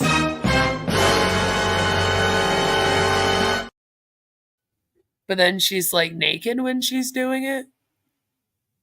Some people would probably find that quite hot. I'm just saying. Maybe she uses AI to make her toes Disney style. I mean, you could. You could. You could. Just be careful sending people fake pictures of your feet, because apparently they will Google image search when you send them fake pictures. I found that out the hard way. Wish everyone would do it. But hey, took them a couple years, but they figured it out. So, yeah, I don't know where this is going. I don't know what's going to happen. I'm kind of interested to see, like, what this next distraction is going to be. I'm wondering if they're going to start to announce a new product, and it's going to be some random product that we've never heard of before. Because usually when things like this happen in this company and everything's down, everyone's down in the dumps, a distraction pops up out of nowhere.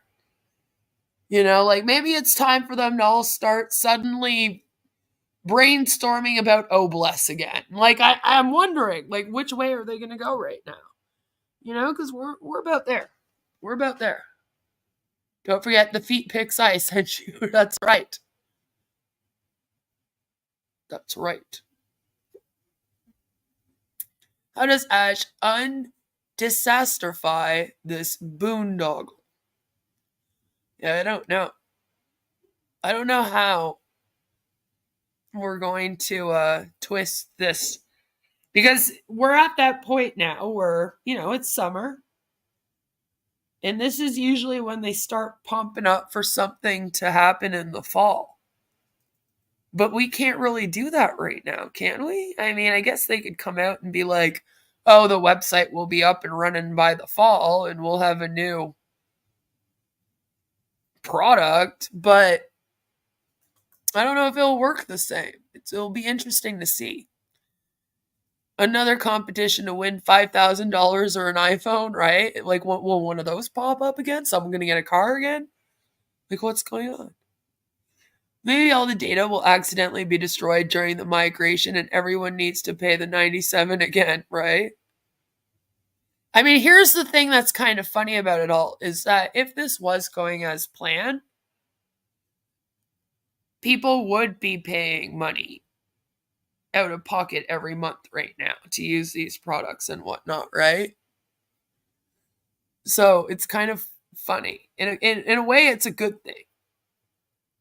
In a way, it's a good thing that this is happening and that this has gone how it's gone.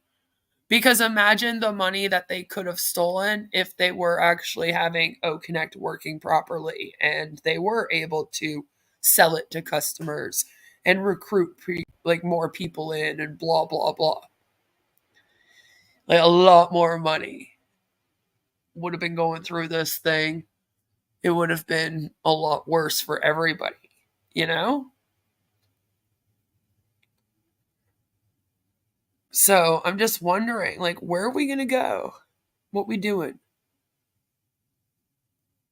Focus! Focus, everyone! What is going on? It's like, I just don't know. They should transition to just Obless and go to a prayer-only payment system. You know what? That'd probably work for them. As funny as we think that is, like, that will probably work for them.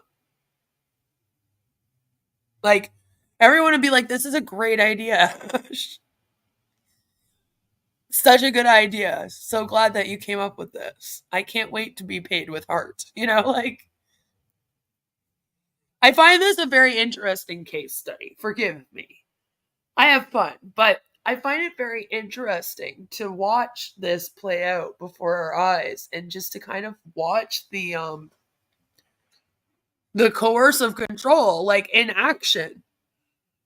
Even with Tanya telling people that they have to edit their comment to write Onpassive in all capital letters, it just goes to show you how these internet cults, which is a relatively new thing to our world, believe it or not, haven't given it much attention. A lot of people say, oh, well, just turn off your computer and walk away, and then you're not in the cult anymore. But there's more to it than that. Right? There's some kind of control that happens here. This coercive control that takes a hold of people.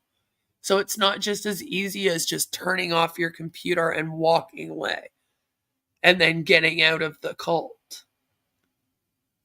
And I think it's very, very interesting. Onpassive kind of shows this in real time. It's a great case study for how do mobs and large groups end up caught in something like this. So they have every reason to leave, especially here in Onpassive. These people have every reason to leave. Or turn off their computers and walk away, as some might say. But instead, they're still going to the webinars every day. They have to share that they're loyal to Ash, prove their loyalty. And it's fascinating to me. I thought Nizal was quite handsome, but he left quick. Sticks. Other than him, it's definitely a dry season for the ladies in Onpassive. What's it going to be? Colin's Mana? Ugh. Kind of is, though, isn't it? Metro station with no real Onpassive ads, right? Not like they say it is. He spent a lot less than he claimed, probably.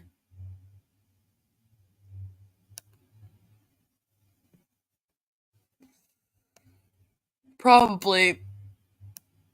Why did he spend lots of money on the Dubai metro station? He didn't buy the metro station. I just want that to be known, because I do know that some people in India seem to believe that he purchased the entire station.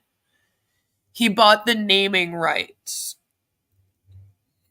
And it was because nothing was happening. It was a situation like this, where they were at a standstill. Nothing was going on. They had nowhere to go. Nothing to do. He couldn't release products. They didn't even have an OES yet. So he had to think of something big and grand, like a grand gesture, to show that this thing was successful. So he bought the naming rights to the metro station to kind of go, see, we're doing big things over here. That he had not released any products at the time. They had not made any money in 5 years, right? Anytime Ash spends any money, it's just a distraction. I'm wondering if he stopped offering refunds because there was a bunch of people asking for refunds, Yeah, it really is all narcissism, though. It's just to stroke his ego. This whole company is. Like, that's all it is just so that he can be worshipped. People think he's an expert in something, so he can feel special. He basically got a branding deal at the cheapest stop on the metro, the one with all the broken trains and dirty benches. Yeah, it's unfortunately not even one of the main stops in Dubai. It's kind of like one that's not visited much. So it was a grand gesture of fuckery. Maybe he should sponsor the Olympic Games. You know what? I honestly wouldn't be surprised if that popped off. I wouldn't be surprised at all if he all of a sudden announced that they were getting ready to do that. That would be something he would do. It really would. Don't give them any ideas. Yeah, they're probably sitting there taking notes.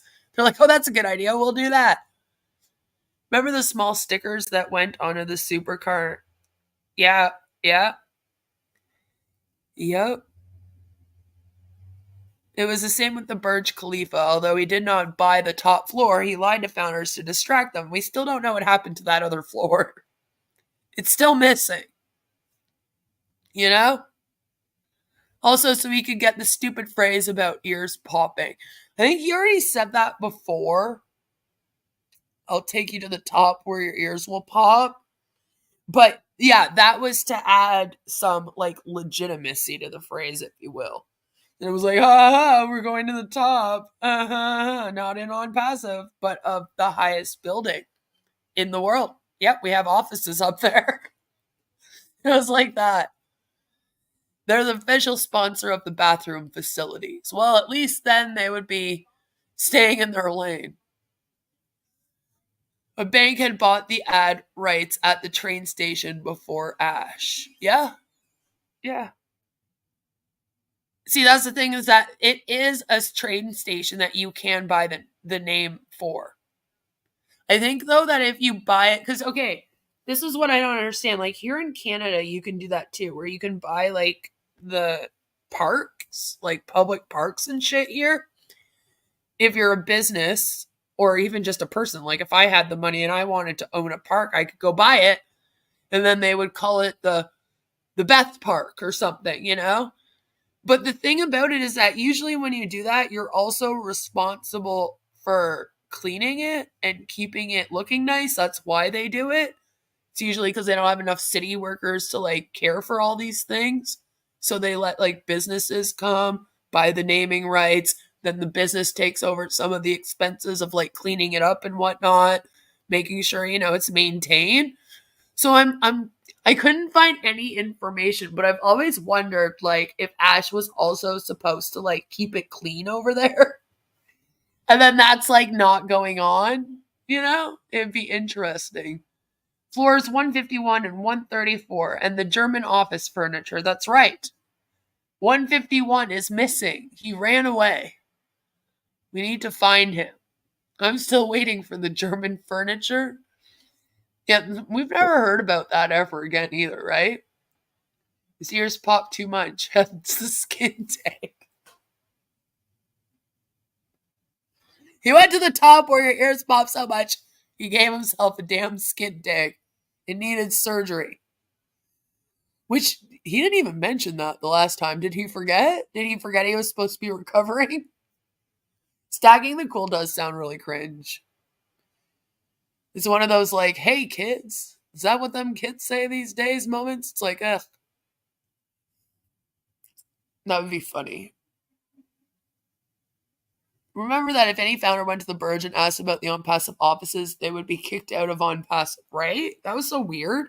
That was after they were like, you can go there and check it out. We actually do have an office there. They got all like big on their britches because we were kind of covering their offices, saying that it looked like they had PO boxes, or maybe they were fronts or something. We were just kind of speculating. So this was at the very beginning, before we had the info we do now. And they like got so upset. They were like, you can go there. You can go to the Burj and you can go and see our offices. And then they very quickly walked it back. And we're like, if you go there now, you're going to get booted. It's like, well, why did you say that? Like, you had to have known some people were going to show up, right? Like, just asking for it. World Police Summit sponsor. Same reason. Same reason. It was a distraction because O Connect was supposed to be already bringing in commissions for everyone. That was right when O Connect came out. People had been buying it. It was supposed to make commissions. It didn't. So it was like, hey, guess what? We're going to the World Police Summit. And it works because all of the Ofounders stop worrying about what they were worrying about, and they all get excited for that new thing. And I'm trying to figure out, how do we stop it from working?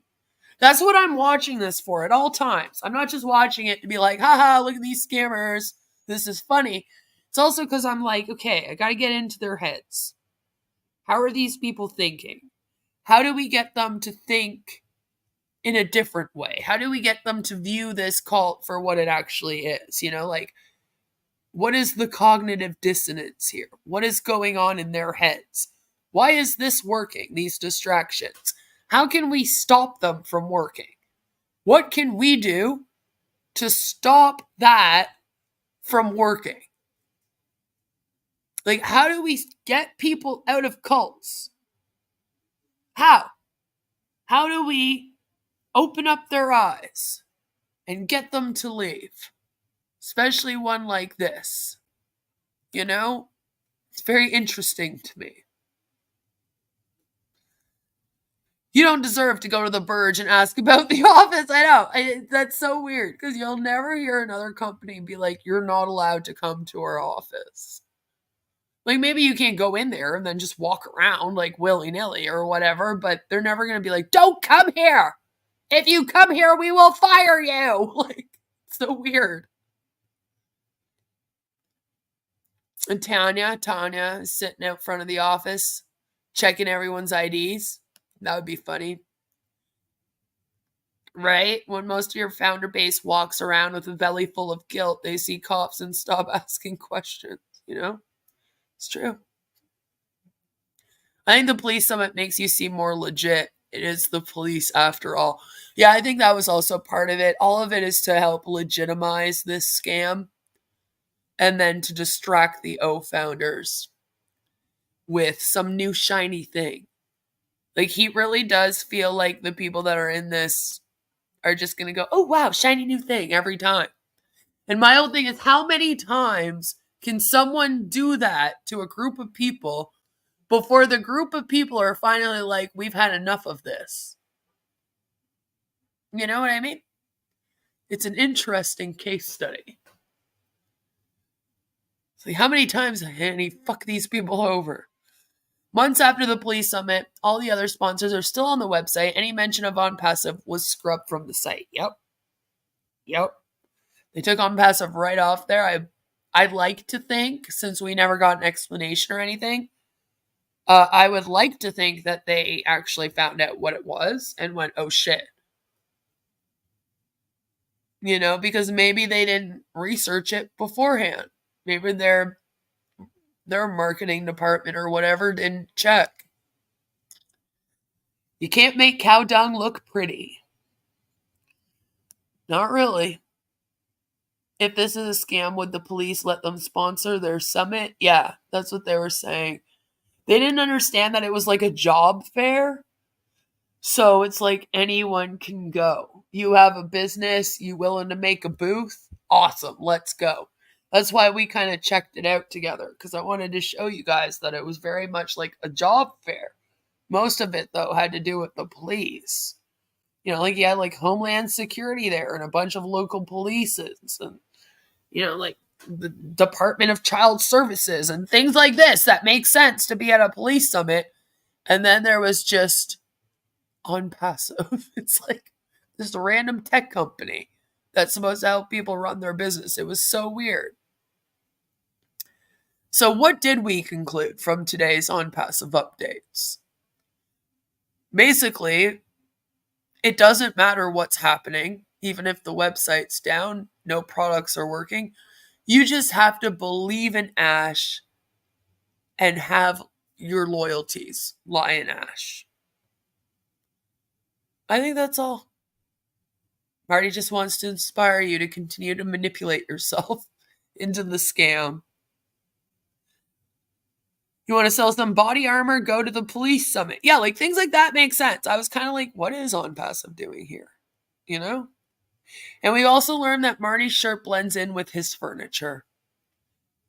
And they want you to do an OnlyFans jelly snack. That's what we learned today. Woohoo! Y'all are crazy, she says. You stop that. You stop that right now. Cold showers for all of you. All of you. Right now. Go. But yeah, we're going to end that here because I've been rambling on now for way too long. I just find it very interesting to think of what their next steps are going to be. Like, I wonder what distraction is going to come. It's kind of a fun game now at this point. It used to upset me a lot, but now it's like, ooh, I wonder what one they're going to come up with this time. I don't know. Maybe I'm fucked up now. Stop going there. But thank you everyone for coming to my TED Talk. Right? I appreciate all of you. You know? What is my motto here? I don't really have a motto. I just like to discuss cults and scams and try to do so in an ethical way with some integrity and a lot of comedy. A lot of comedy to keep us going. Because without the comedy, it gets very sad. So today we learned Onpassive doesn't sell virtual web services. They sell spiritual services. Actually, you know what? That's a good way to sum it up, Mordecai. I 100% agree that it is becoming completely about just loyalty and prayers and things like that. And like this should prove, if anything does, that it's not about the products or about the company or even about saving humanity, you know? It's strictly just about believing in Ash. That was the gross thing about, I think, what Marty said today, is just believe in him. As if he was some kind of god. And then the comparing him to Moses was a bit much, but it's like, that just goes to show you right there, like, how much of a cult this is. All you got to do is just believe in Ash. Yeah, sure, everything's down. Just ignore it. Just believe. Just believe. Now they're coming up with mottos for me. Sayers of nay, if you don't rock with us, get the fuck out of our way. No, we can't be that mean. We can't be that mean. Just say nay. Don't join it. It's a scam. A pyramid-shaped one. You guys are doing my outro now. Release your demon. Berserker demons. Yeah, so I guess just stay tuned. I'm sure that they'll all be going live tomorrow. And hopefully I can see you guys tomorrow. It might be an evening Sayers of Nay stream, so look for that. Thank you all so much for coming. Remember, don't join it. It's a scam, a pyramid-shaped one, and it's even a cult. And I love all of you, and I'll see you all very, very soon with another one. Go and do something that you love. You know, make sure that you guys are taking breaks. I get the Recovering Hunbot has just gone live for several days in a row and is probably live again by now, again today. Please do know that you guys can burn out as viewers and also as moderators and members and etc. just as much as we can burn out by being content creators. So I just want you all to stay aware of that. Practice self-care. Make sure you guys are taking breaks. Stay hydrated. And, you know, just take a break every once in a while. That's why we take breaks over here every once in a while and go do something else for a day, just to give your mind a break. So make sure you guys are doing that, because we've been going hard. Because when they're not doing anything, we're going the hardest. And I love you all for it. Keep it up. Mwah. Bye!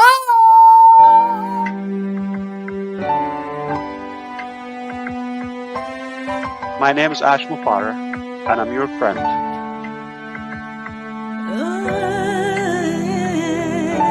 My name is Ash Mufareh, and I'm your friend.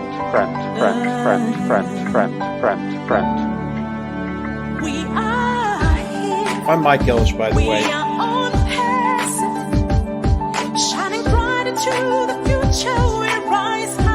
Call me Reverend Jim Jones, okay? Let's go to Guyana, all right? No joke. If that's a call. Hey.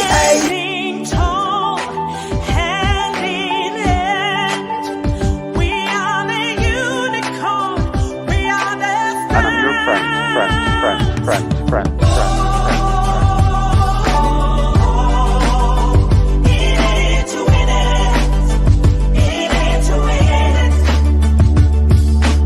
That negative YouTube channel has got more followers on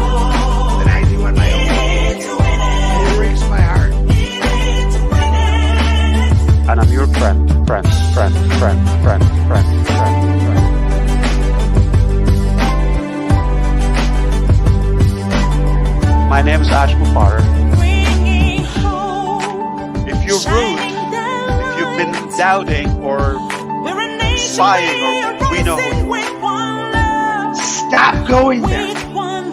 She wants to be the first to make us look silly. Yeah, Queen of Karma's on there asking for a debate. That's the lady I brought out. Her debate was 3-minute ash. Another Queen of Karma asking about why don't we answer the question about religion. I think we've answered that over and over again. I've been answering them all more than one. It's not the answer you want, but only Reverend Jim Jones. Okay? Let's go to Guyana. All right? No joke. Alright, this is a great way to start your day. Come here and tune into crazy men talking about their experiences.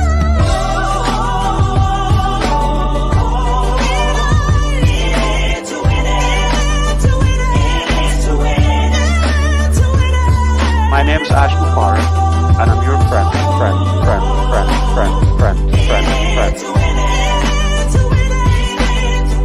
I'm Mike Ellis, by the way.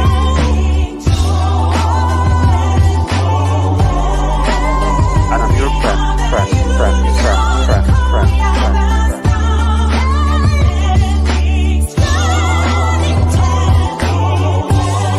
Stop going there.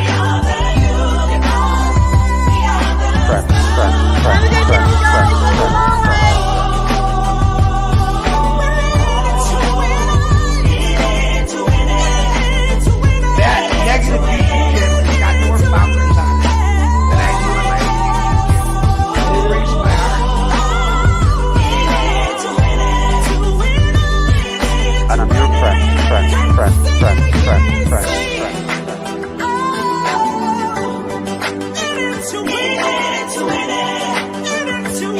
My name's Mufareh.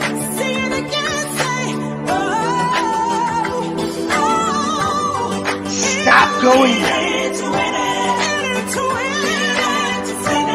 Yeah, Queen of Karma's on there.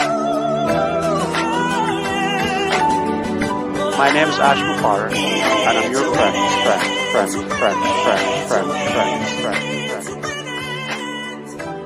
Let's go to Guyana.